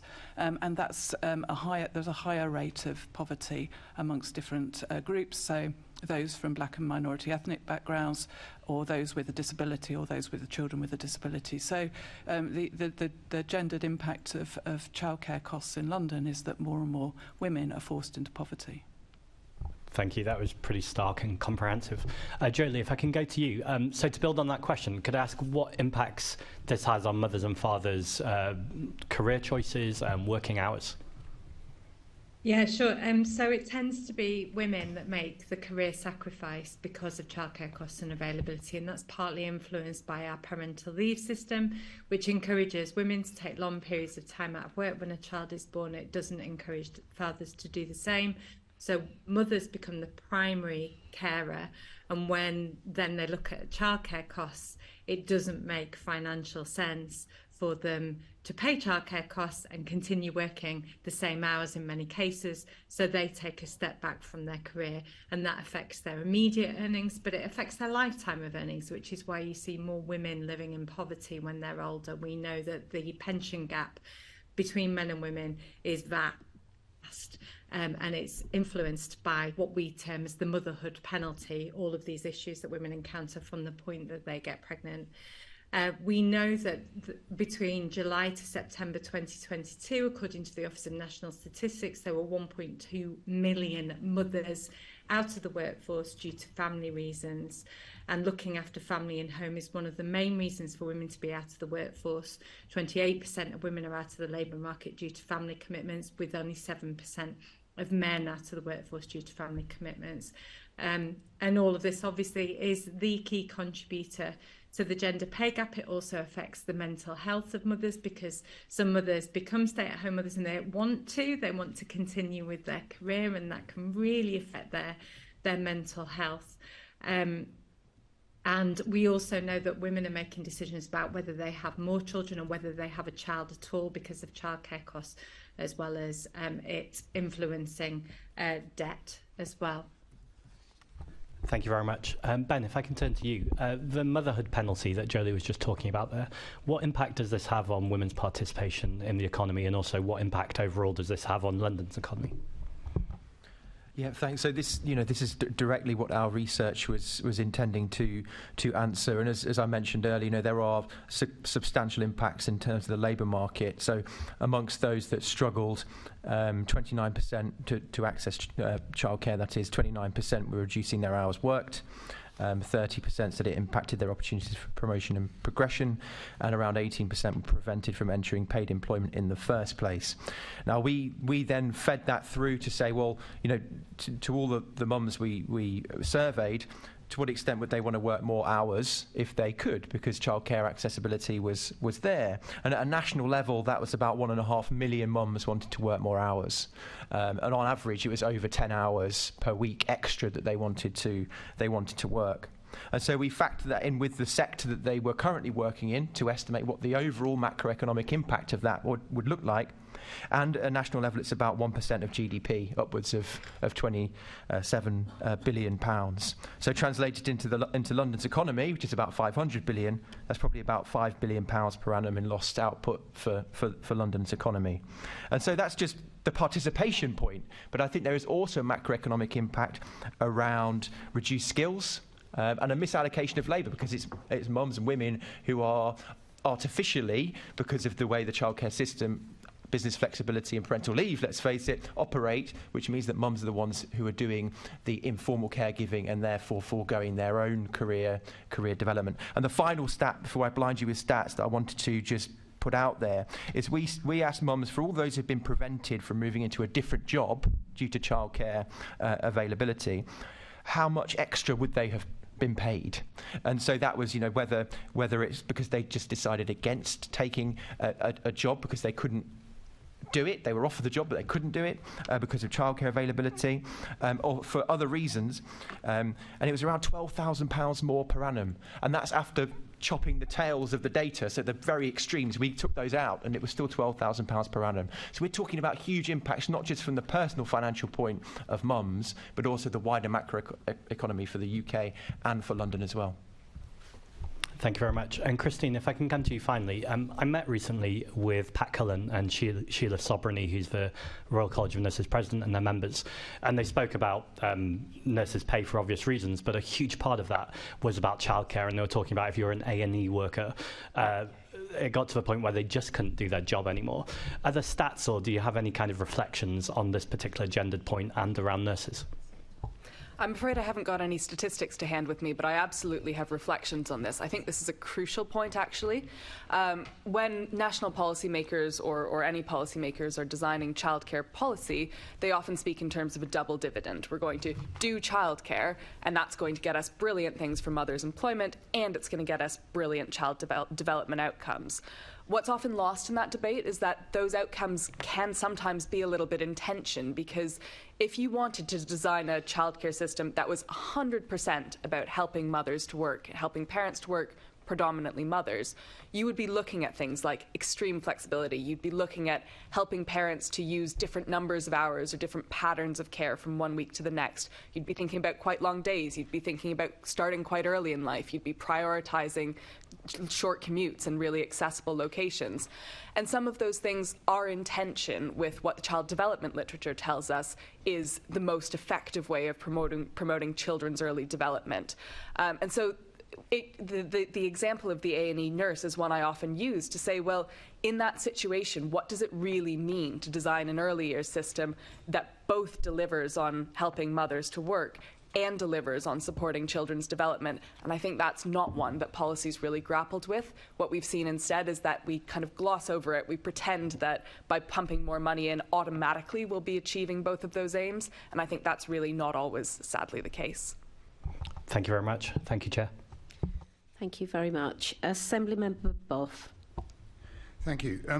Ms Brearley, you said just now, sorry, I can see her over there. You said earlier that the system we've got doesn't encourage, please tell me if I've misquoted you, because I wrote it down as you said, that we don't encourage men to take paternity leave as much as women are encouraged. What could be done to encourage more men to take paternity leave?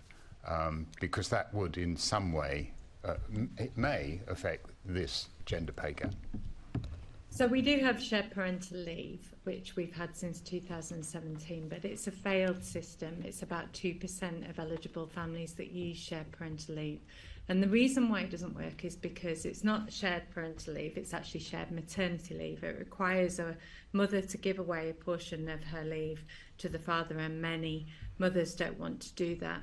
But it also doesn't make financial sense for the majority of families, because in order to take parental leave, you have to drop down to about £172 per week. And in the majority of families, the man earns the most. And so what you would do, what a sensible approach would be for the mother to take a step back because she earns the least, so it makes more sense for her to take a drop in income. What we know from other countries that have ring-fenced paternity leave and paid it at a decent percentage of salary is that the number of men taking time out to care for their children increases drastically. And we know that men really want to spend time with their kids. They're desperate to. About 80% of dads say they would do anything to spend more time with their children. It's just that the current system really prevents them from doing that because it doesn't make financial sense. It's incredibly complicated. Many dads aren't eligible for it. And it requires a mother to give away a portion of her leave. So we've seen what works from other countries. It's just that we haven't really got the appetite from the government to do that at the moment, sadly. Yeah, I'm really trying to get information. What, you said that many men are not eligible for it. What's that lack of eligibility that you're mentioning? So self-employed dads have no right to any leave or any pay whatsoever when a child is born, and you have to have worked for an employer for over a year in order to be eligible for shared parental leave. But also it's really complicated. I mean, I've met lawyers that don't understand shared parental leave. It's an incredibly complicated system. So often if men ask to take shared parental leave, their employer puts them off from taking it because they don't understand how it works. And they often face even more severe discrimination for wanting to take time out to care for their children than women do, because it's expected that women will take time out. It's not expected that men will. Thank you. I'm moving on to a slightly different question now. What action can employers take to support women with children in the workplace? And if you could just focus specifically on employers rather, there's a number of things employers can do. I mean, we've seen some employers create on-site childcare, and that saves them on tax and national insurance contributions, which can make this type of childcare much more affordable.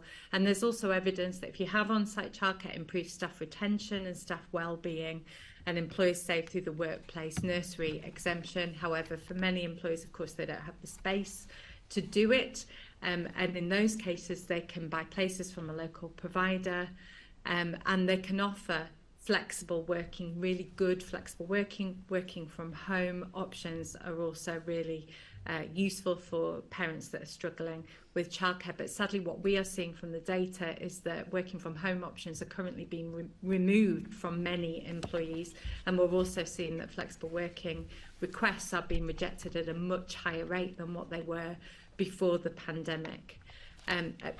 Of course, parents also have to deal with children getting sick and being off school, so employers could have a backup provision in case that usual childcare provision breaks down. And there are many companies that offer ad hoc childcare.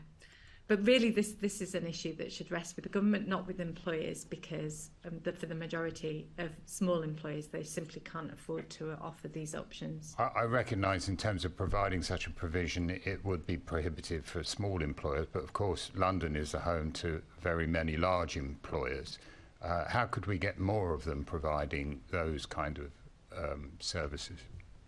I think it's about showing them the data so that they can see the positive impact to doing this. Patagonia did this in America, and they've published some great data which shows that it drastically increased retention rates of employees, and they've shown that it more than paid for itself, and that it increased people's their employees' connection to the business. They had higher rates of well-being. They felt happier at work because they were closer to their children because of this on-site provision. But I think many employers haven't seen the data to show this. This really is an open goal for employers. I'm really surprised that more employers haven't gone for this, because this is a key barrier, as we know, for parents returning to work. And when we have such a big skills gap in the UK, having on-site childcare really would attract so many brilliant, particularly mothers, to work for that company. But we really need to start showing them the research that shows it makes economic sense to do that. I mean, I would suggest taking it up with the CBI, but they've got other distractions at the moment. The GLA officer, child childcare fees loan to its employees. What impact do initiatives such as these help? Is that a question to me? Yes, please. Yes, I beg your pardon. We tend to work with parents, not with employers. So I can't say how many are using this and how often it's used by employees.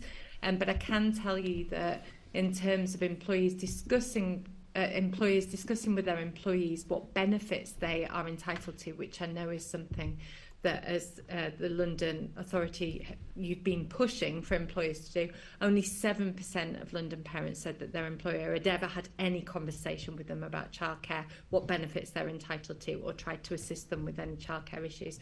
So I think this just isn't penetrating through. Employers are doing very little in terms of childcare. Ms. Benson, you specifically on the GLA scheme, or using the GLA scheme as an example, what does it help, and are there ways in which other employers can support parents with childcare costs? The answer is yes, it helps. Gingerbread actually worked with the GLA when you were setting it up. It definitely works. So one of the biggest issues for people on low incomes is paying the upfront costs of childcare before they've even earned their first month's salary. And we know from callers to our helpline that that often is a reason why people can't take up jobs, because you know, if you're on a very low salary, or if you're in poverty, you simply don't have any savings to pay for that. So it definitely helps. I think there are innovative schemes around, but not enough. And certainly I think having researching the effectiveness of the GLA upfront costs scheme, I think would be really good, really helpful. And then you know, talking to London employers about introducing their own such scheme, that would be one way I think that would really help lower income women back into work. Just picking up on the other point that Joeli made, for many low income mothers, including single parents, they're not working in the kind of jobs where they can work from home. So our 2022 study showed that a very large proportion of the single mums were in health and social care. So for them, it's part-time work that they really need, and encouraging employers to consider part-time work or job share would again encourage a very large number of mums back into work. Similarly, on-site childcare. I spoke to the single parent group of the civil service, and they used to have on-site childcare at their offices in central London, which was closed, and that's had a huge impact on them, many of whom who commute in from Essex and Kent, and has meant that many of them can't work during the summer holidays, for example. They do have flexi working, which does help, but again, I think, you know, employers need to think of ways they can help women and low-income women to work in the jobs they want to work in. Thank you very much. Thank you, Chair. Thank you very much. Assembly Member Hirani. Thank you. From the questions I had, actually a lot of them have been answered throughout, so I'm going to focus on one particular area which we haven't addressed on much, which is ethnicity. And first of all, I'll turn to Christine. So do we know whether there are differences on the impacts of childcare costs on the basis of ethnicity? And if so, what are these differences? We certainly know that there are differences in take-up of the government's funded entitlements by ethnicity. I don't have the precise figures here with me, but I'm happy to write to the committee afterwards and share them. In general, though, what we see is that families from ethnic minorities are considerably less likely to take up the entitlements they're eligible for.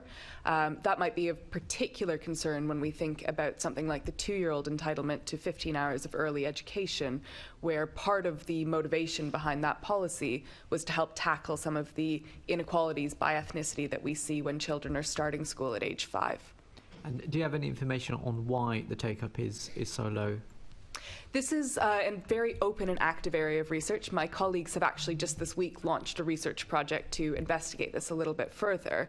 Some of the initial qualitative work that they're coming up with suggests that factors like language barriers can be quite important, as well as cultural preferences can shape those decisions, but also a bit of a disconnect on what the offer is actually for. In some communities, their findings suggest that it's really this labour supply and childcare angle that resonates with families. In other communities, the idea of early education and that this is something that supports their child's development is really the thing that encourages families to take up the offer. So their findings would suggest being quite conscious of what's going to resonate most with the populations you speak to. I think for this committee, it might be quite useful to know or learn more about the timescales for that piece of work, because it could feed in quite well to any work that this committee does as well. Does anyone else have anything to add on ethnicity? Looking online as well. No. We did some research, and this is really a tragic piece of research, but we did some research on the number of women who have had abortions because of childcare costs. 1 in 5 women told us that they aborted what would otherwise be a wanted pregnancy because they wouldn't be able to afford childcare. And I know that was higher for black women in particular. And the same goes for the number of women who said that childcare costs were a factor in their decision to terminate a wanted pregnancy. Again, it was disproportionately higher for black women. I don't have the data in front of me, but I'm happy to send that to the committee if it's useful. I think that would be, so if you can send that, that would be great. And just a final wrap around, does anyone have any further information or thoughts that haven't been covered on the impact of childcare costs on lower income families compared to higher income families that hasn't been mentioned already? Victoria? Just one point on the free childcare. It's not available to people who want to train to get into a new role. We know that many people who become single parents need to change their job and do something different so that they can fit in with their care and responsibilities. And obviously that would apply to a lot of mothers. And I think that's a really big issue, that the free childcare is only available to people who are in work, and they're earning a certain amount as well, because there's a lot of lower income people who aren't entitled to it. Yeah, Christine. I think sorry, Chair, were you meant to come in? No, Sorry. Go ahead. I think one important issue on this is the perhaps counterintuitive point that when we think about childcare, the sort of typical distributional analysis that we think of kind of gets turned on its side a little bit, because we know that when families are higher income, they tend to be working more hours, they tend to be earning more, and therefore they tend to be using a greater amount of formal childcare and also paying a greater amount for that. It's always quite surprising, including to me, that when I look at self-reported difficulty in meeting childcare costs amongst families who are using formal childcare, far and away the lowest proportion of families reporting that they find meeting those costs difficult are those on the very lowest incomes, largely because they're exclusively limiting themselves to their free entitlement hours. So there's an important question here about the decisions that families would make and the extent to which they're constrained by existing childcare prices, where those can be a very big barrier for low-income families. But that's distinct from the impact that childcare costs at the moment are having on households' budgets and living standards, where what we're seeing is that, by and large, it's higher income families who are paying more out of pocket and therefore struggling more, or reporting that they're struggling more with affording those costs. Thank you very much. Assembly Member Polanski. Thank you. Victoria, if we can talk about single parents. Just wondering, what are the consequences of high childcare costs in London, particularly for single parents, but also for their incomes and their careers? Just to say, the proportion of single parents in employment has remained fairly static over the last few years. It's currently 66%, which has fallen slightly from previously, which was 69%, there are twice as many inactive single parents as there are couple parents. For single parents, childcare is the biggest enabler, but also the biggest barrier for them being able to work. And it's not just about cost of childcare for them, it's also about availability of childcare. And in our most recent report, single parents reported that the lack of wraparound care, the lack of school holiday care, the lack of care for children with special educational needs, and also the lack of care for younger teenagers, 11 and 12-year-olds, was a huge issue for them. And it meant that they couldn't work the hours they wanted to work. Single parents, as I've said before, are more likely to be on universal credit, which means they have very little choice about which jobs they do. And we know that many single parents are forced to take jobs which are below the levels they were previously qualified to do, both to take into account their caring responsibilities, but also to meet the conditionality requirements under universal credit. Similarly, they have less choice in terms of the childcare providers that they have to accept, because the conditionality requirements mean that they can't turn down available childcare. Our reports, we had, as I say, we've looked into this both in London in the Invisible Family in 2022, but also across the country. And we found that single parents in London tend to be higher qualified than single parents elsewhere. But they tend to work in lower occupational groups on average when compared with couple parents. So they're more likely to be overqualified for the work they're undertaking. And in London, the single parents remain consistently underemployed. So, as I said, they're more likely to be working in health and social care, education, and admin and support services. As I said, this isn't just about childcare, this is also about the availability of flexible work. We also know from our research that single parents are typically trying to avoid jobs where they need childcare, which again means that they're working in lower paid jobs because of the cost of childcare primarily. And we know, as I think Joeli said earlier on, that many very low income parents aren't entitled to the free childcare because they aren't working enough hours. But even if they are, they often can't afford the additional costs of the childcare, and they can't find or afford school holiday childcare. One of the other issues about school holiday and after school and wraparound care is often it isn't Ofsted registered, and of course it needs to be in order to qualify for the childcare element of universal credit. And you know, just to say, the number of part-time roles is also a really huge issue for single parents. And I think if you look into research by Timewise, it showed that the number of part-time roles has hugely dropped in the last few years to 1990s levels, which again is another reason why single parents aren't working. Thank you. And just on the point on universal credit, this is quite a specific question, so it's okay if you don't have a response. But has Gingerbread done any work into a universal basic income and what difference that might make for childcare and particularly for single parents? We haven't, but we support the work that Joseph Rowntree Foundation have done into this. Great to hear, thank you. Christine, if I can turn to you, how can we, coming back to the single parent point more, how can we evidence this or how can we monitor its impact across London? I think the challenge we often have is getting data that's going to be sufficiently comprehensive, sufficiently large to let us really drill down. Once you're starting to look within regions and at specific types of families, you need surveys that are really quite big in order to be confident that you're getting a representative picture.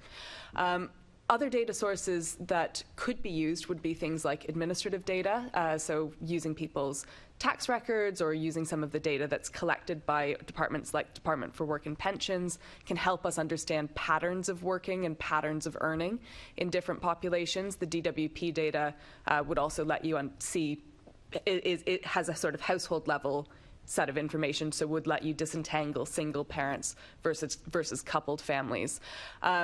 Within London itself, this is something where the mayor could look to do a data collection exercise if he wished to.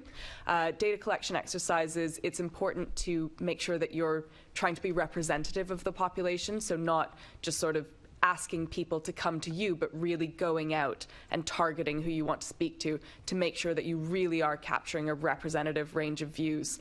Because as we've spoken about, there's a huge diversity of experiences in London, and we know that in all data collection, people who are on the extremes of those experiences tend to be more motivated to come forward and share their story proactively. Thank you. Data collection exercise seems like a really good recommendation. Thank you. Thank you, Chair. Thank you very much. Question 14, I believe, has been answered. So moving now on to the next question, Assembly Member Bakari. Thank you. I just wanted to touch on the fact that we've talked a lot about early years, but what about the age range of junior children upwards? That hasn't really been talked about much, and from experience, my own personal experience, I know that this is still a major factor, and that does impact the cost. Do you think that there is more that the Mayor of London could be doing to support parents in this particular area as well? Sorry, I can answer that. So we know that for single parents, childcare for older children is a really big concern, a bigger concern than for preschool children. Wraparound care, school holiday care, it's a reason that people tell us over and over again that they can't take up jobs. And of course, the Mayor could, I think, look into provision of after-school clubs, holiday clubs, holiday care for children with special educational needs as well, autistic children, and as I've mentioned, older children, 11 and 12-year-olds can't be left on their own for so many hours, particularly during school holidays. So yes, I think the Mayor could definitely look into this.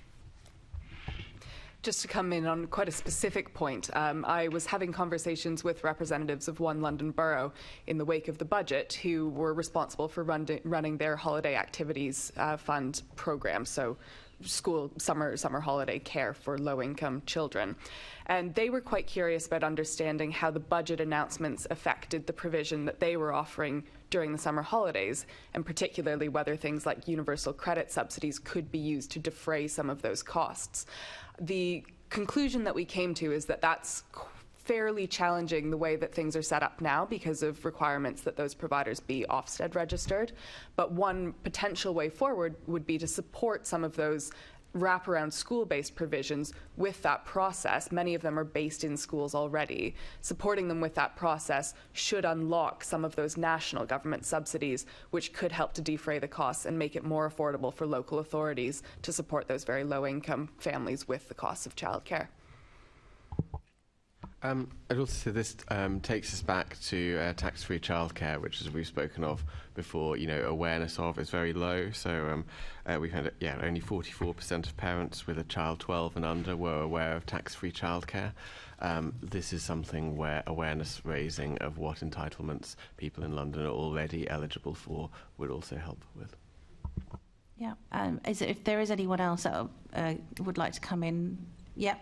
Brilliant. Yes, Joeli. Yeah, we did a big chunky survey in July 2022 about holiday provision. This is national, it's not London, but half of parents said that they were unable to meet their summer childcare needs. And a third of parents said that the cost of summer childcare was either the same or it was more than what they earn.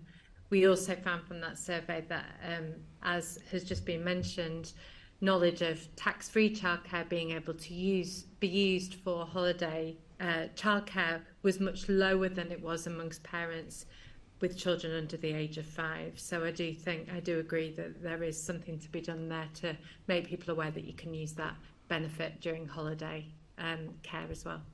I mean, obviously we know that the Mayor of London doesn't have any statutory powers over this, but the awareness raising role that he has, do you think that this is actually the only thing he could do, or is there anything more? Or is is there anything that any of you can kind of think of that he could do further, particularly on this area? Ben?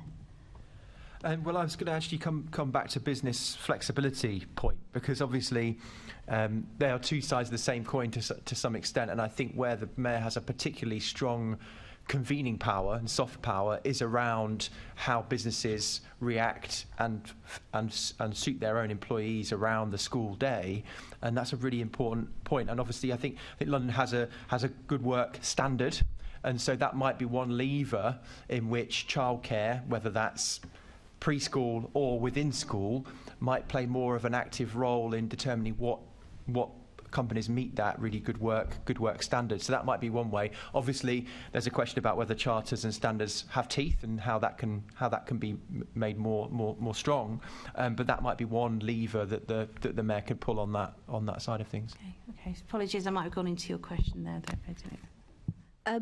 Well, your question was about awareness. The question that I'd like to ask all panellists is, what do you think, what further action could the Mayor or central government take to support support with childcare costs in London? And Iain, perhaps we could hear from you. So I think the big thing to come back to on this is what we're aiming to do. So I think we heard, and there's a huge opportunity cost to direct subsidy of childcare costs. I mean, we heard from Christine that the announcement in the budget largely went to middle and higher income families. The amount of taxpayer funding which was spent, say, on sort of 85% on middle and higher income families there is larger than the entire apprenticeship budget for the whole of England.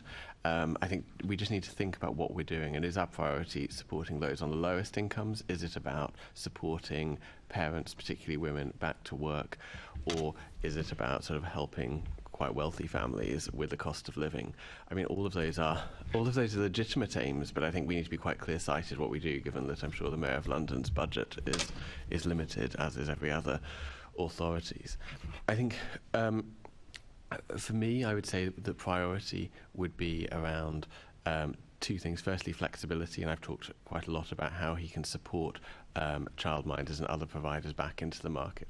But it would then be about supporting those on lower incomes, particularly through school holidays. I think the holiday activity and food funds, which are supported by central government, have been proven to be very helpful in terms of both childcare and in terms of educational attainments. And actually, if the Mayor of London was looking to subsidise those to extend their reach to more families, to ensure that more families were aware of them and were able to take them up, perhaps through supporting transport costs, that would be something which could be quite usefully done.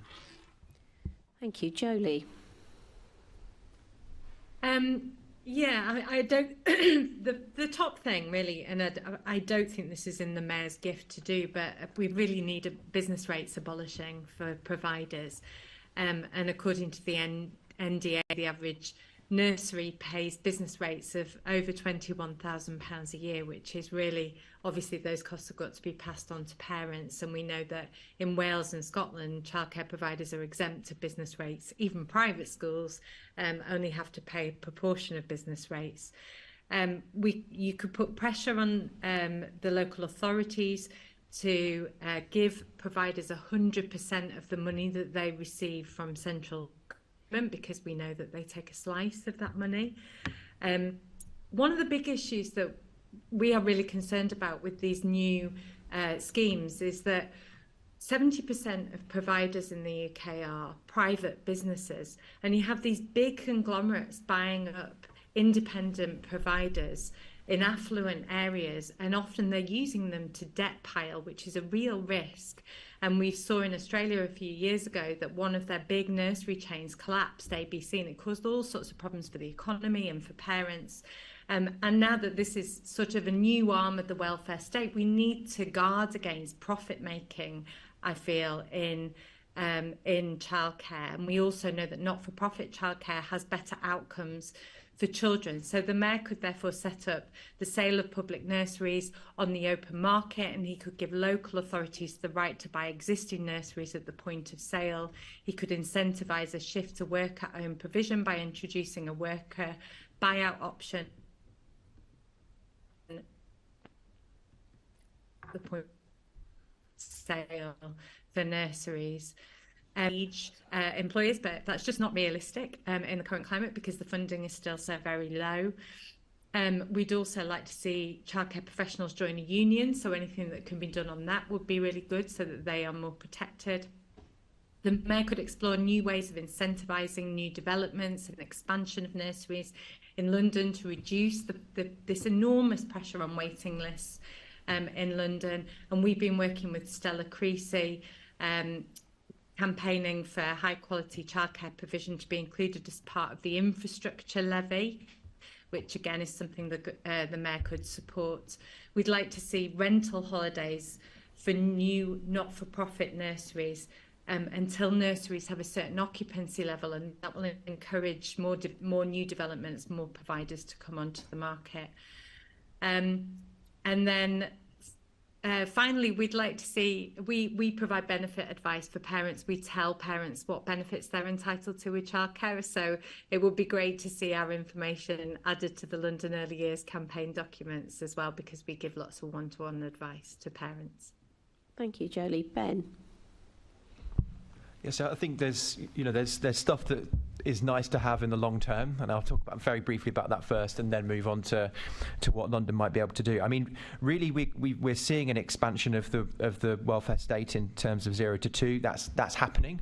I think the next step has to make that universal, so that has to include unemployed parents to have exactly the same entitlements as everyone else. It is ridiculous that middle and high income parents will benefit, but unemployed parents won't, who actually, from a labour market point of view, probably stand to benefit the most from an extension of easily understandable free childcare. So a universal offer is absolutely something that we would argue for, and needs to happen, albeit it needs to be staged in and phased in so that you can have a workforce strategy that matches that. In terms of what London can do itself, clearly from a strategic point of view, it's including childcare as part of London's economic development strategy. It's not just for social justice, it's not just for early years, it should be about economic development, and we've shown some of the numbers behind what that might generate in terms of GDP for the UK as a whole. So think about it in the same way as housing, roads and trains, and Joeli and others have done some good work on that already. And so the Mayor can then, in that case, there might be 3 things that the Mayor could do more around. One is using planning and soft power to support the co-location of childcare with workspaces. I think clearly that's a particularly big issue in London, and something that our research has found is acutely felt, and so putting a focus on that is really important. I know it's not childcare specifically, but using powers around flexible working is a really important thing that the Mayor can do, putting pressure on medium and large size businesses, and using things like the Good Work Standard to try and push that agenda further. And my final plea is around some sort of scheme that is targeted at Londoners who are unemployed. So, I don't think Jeremy Hunt is going to announce much more for the unemployed who want childcare, but it's a crucial issue, and it's particularly acutely felt again in London. So something around that in terms of an offer, I think would be really impressive, akin to this kind of offer that the Mayor's already done around primary schools and free school meals. And also, what about central government? So central government have to set the framework. So in terms of a universal offer, that's something that central government can do. That's not something that the Mayor of London can do. But we want to see a fully universal offer, where we don't just have an extension to 0 and 2 for some groups. It's for all groups, and we also see wraparound care available in every primary school, so that everyone has the chance to access childcare if they need it, and the workforce gains are there to be seen. Thank you, Victoria. So I completely agree that the free childcare should be available to those who aren't in work or who are training. And nobody disputes, I don't think, the benefits to children in poverty from those early years. And it seems crazy to me that this new offer is only available to those who are in work and earning over a certain amount. What could the Mayor do? So I agree, looking at the availability of all types of childcare, school holiday, wraparound childcare, and working with employers on flexible working, I think are key. As we said earlier, evaluating the childcare deposit scheme within the GLA group and making improvements based on findings. I don't know if it's been evaluated. I'm not aware of any evaluation. I think monitoring the take-up of the universal credit element, childcare element of universal credit, see what difference it's made to London parents, and then looking at improving that take-up rate. And similarly, investigating why and to what extent low-income families, including single-parent families, aren't eligible for the free childcare offer, and why, and what can he do to help that. And I think he can also work with job centres, with employers, with local councils, to support single parents and other parents with the challenges they face with childcare, and help to develop a plan, because most single parents and low income people do have to have regular meetings with their work coaches, and those people can really help guide them through the system. What can he do with the government? I mean, he can lobby on all of those points, but I think the main points are there aren't enough childcare to cover holidays and other times. The increased cap only covers 55% of the nursery costs in London, which is just going to mean that many people on low income still can't afford to work. And I think, looking at childcare provision and lobbying on that. Thank you. And Christine? Thank you. I think there are a few directions that the Mayor could go with this. One avenue that he could consider is by looking at what is specific or what is peculiar to the London context. Two things there stand out to me. The first is the very high costs of childcare at the high end of the distribution, which we've spoken about. And I think that relates very closely to this £100,000 cliff edge that's been built in both to the tax-free childcare system and to the new funded entitlements. That's going to have a disproportionate impact in London, and the stakes of losing out on those entitlements are much higher because the costs here are much higher. So that's one place where I think the Mayor might have quite a bit of sway with central government. The flip side of that is that London also stands out for extremely low take-up of formal childcare. We didn't say this earlier, but nearly 40% of 1- and 2-year-olds in London are not using formal childcare, compared to something like 15% nationally. So the differences in take-up are extremely stark. I think we've spoken a lot about information, complexity, and understanding the system, how to get parents engaging in the system. But I think that is important, and that's something where the Mayor really does have a role in putting together resources, helping parents to navigate the system, and helping people to find and understand reasons why those entitlements would benefit them. Another direction that the Mayor could be quite influential is around the budget and the reforms that we're seeing coming online. The next 2 years are going to be a shake-up of the earlier system, pretty much unlike anything that we've seen since the original free entitlement hours were introduced almost more than 20 years ago. So there's a huge role here, or a huge vacuum here, that the Mayor could fill in first documenting the challenges with deliverability or the successes with deliverability, how those vary across the different local authorities within London, but also how they vary by different subpopulations within that. We've spoken about ethnic minorities, we've spoken about people from more disadvantaged backgrounds. Understanding at a really granular level what those budget promises mean, I think, is crucially important. And the flip side of that is also sharing best practice across local authorities. We know that different councils are taking very different approaches to trying to increase take-up and bring more people into the system. It strikes me that the Mayor has considerable convening power, to steal Ben's phrase, to disseminate some of those lessons and help councils to adapt to this really quite rapid change in what they're expected to deliver.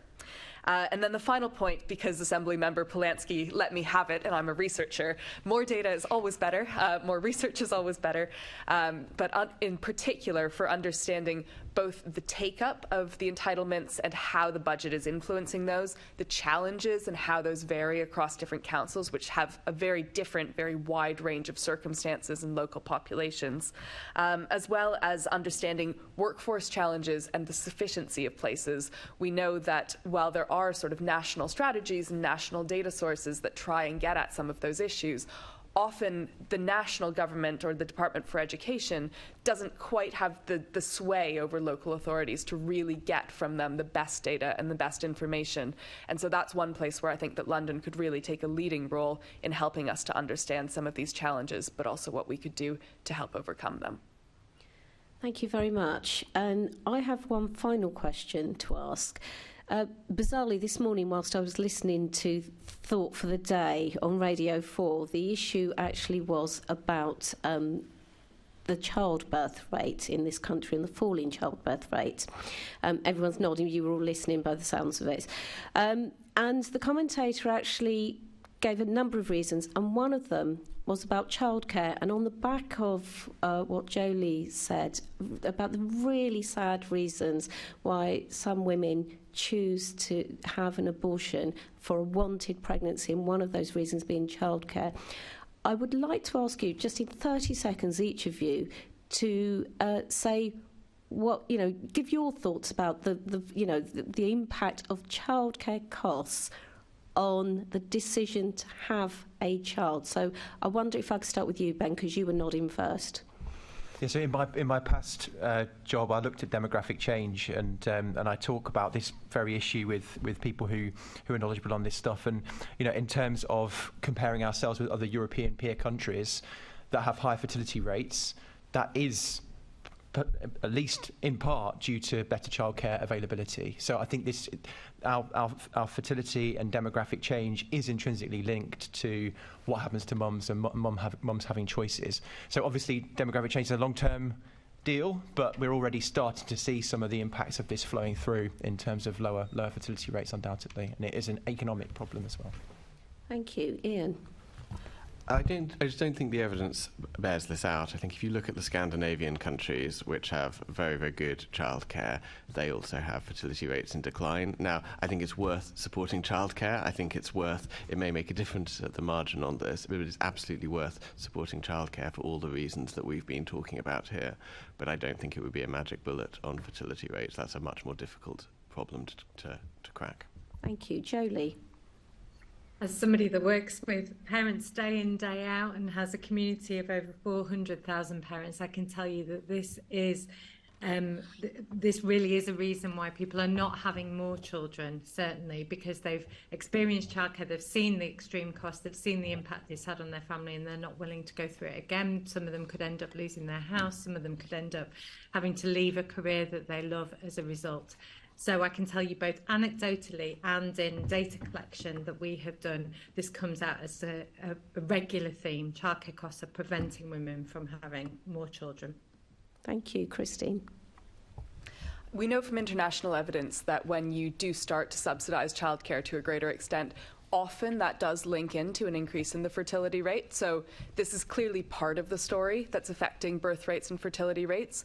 Where I think we know much less is how big a part of the story. There are a huge number of other factors that I'm sure everyone can immediately come up with at least 10 that will affect families' decisions. And we just don't have good evidence to tell us how much of this is down to childcare and how much of this is other issues. Thank you. And Victoria? I don't have any knowledge other than anecdotally. I mean, single parents typically have between 1 and 2 children. We are seeing an increase in lone parents who are choosing to go alone, but again, they have very few children. I would say from what we're speaking to single parents, the decision is really complicated, and it's not just about childcare costs, it's about housing, it's about work, it's about time off work. So, but I agree, definitely more research could be done into this. Thank you. Just on that very question. Assembly Member Boff. Don't wealthier countries have lower birth rates?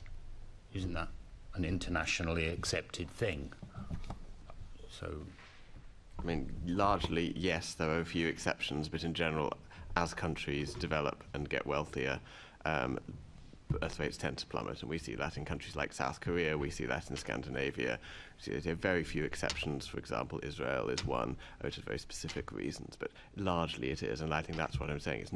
We're not going to have a silver bullet, even if childcare was free, to our fertility rate. Even if you accepted a reducing birth rate is a problem, I actually think it's an opportunity, but still. Thank you. Well, I think one of the conclusions from that final bit was that perhaps more research needs to be done into this, and as to why families and parents are choosing to have fewer children. My concern is that London, and we are hearing this over and over again for a whole plethora of reasons, including childcare costs, is becoming more child-free, which I think has all sorts of impacts, and I think that's a sad state of affairs if we have fewer children in London. Can I just really quickly come back on that? Because obviously Japan is the case in point, right? It has dreadful gender equality and it has terrible fertility rates. So yes, this is a slow burn issue. We're not going to change the world overnight in terms of fertility rates and go back to 2.5 children per mum within the next 5 years. But incrementally, over the next 50 years, it will make a significant difference. And one more quick piece on this. I think another important piece of the policy environment is what is happening in terms of encouraging families to stay smaller. So we have in benefits policies the 2-child limit. That ties into childcare policy because with support like through universal credit, the cap you get increases with your second child, but it doesn't increase subsequent to that. So families with a larger number of very young children will be disproportionately on the hook for paying those childcare costs. So that might be one policy lever that's working against the aims that the chair at least is hoping to pursue. Thank you very much. It's always good to chuck one in at the end, isn't it, and sort of see what happens. So we've now reached the end of our session of questions, and I'd like to thank our panel again, Joeli Brearley, Victoria Benson, Iain Mansfield, Christine Farquharson and Ben Franklin. We, as a committee, now have a few more items of business to deal with, but panel, please do feel free to leave or stay for a couple of minutes. It'd be lovely to have some photos with you at the end. Can I ask the committee to note the report and the discussion? Noted. Can we also delegate authority to me as chair in consultation with party group lead members to agree any output arising from the discussion? Agreed. And item 10, can I ask the committee to note its meeting date as agreed by the London Assembly at its annual meeting on the 4th of May 2023? And the date of the next meeting is scheduled for the 14th of June at 2 p.m. in the chamber at City Hall. Finally, under any other business, I have no more urgent business, which concludes today's meeting.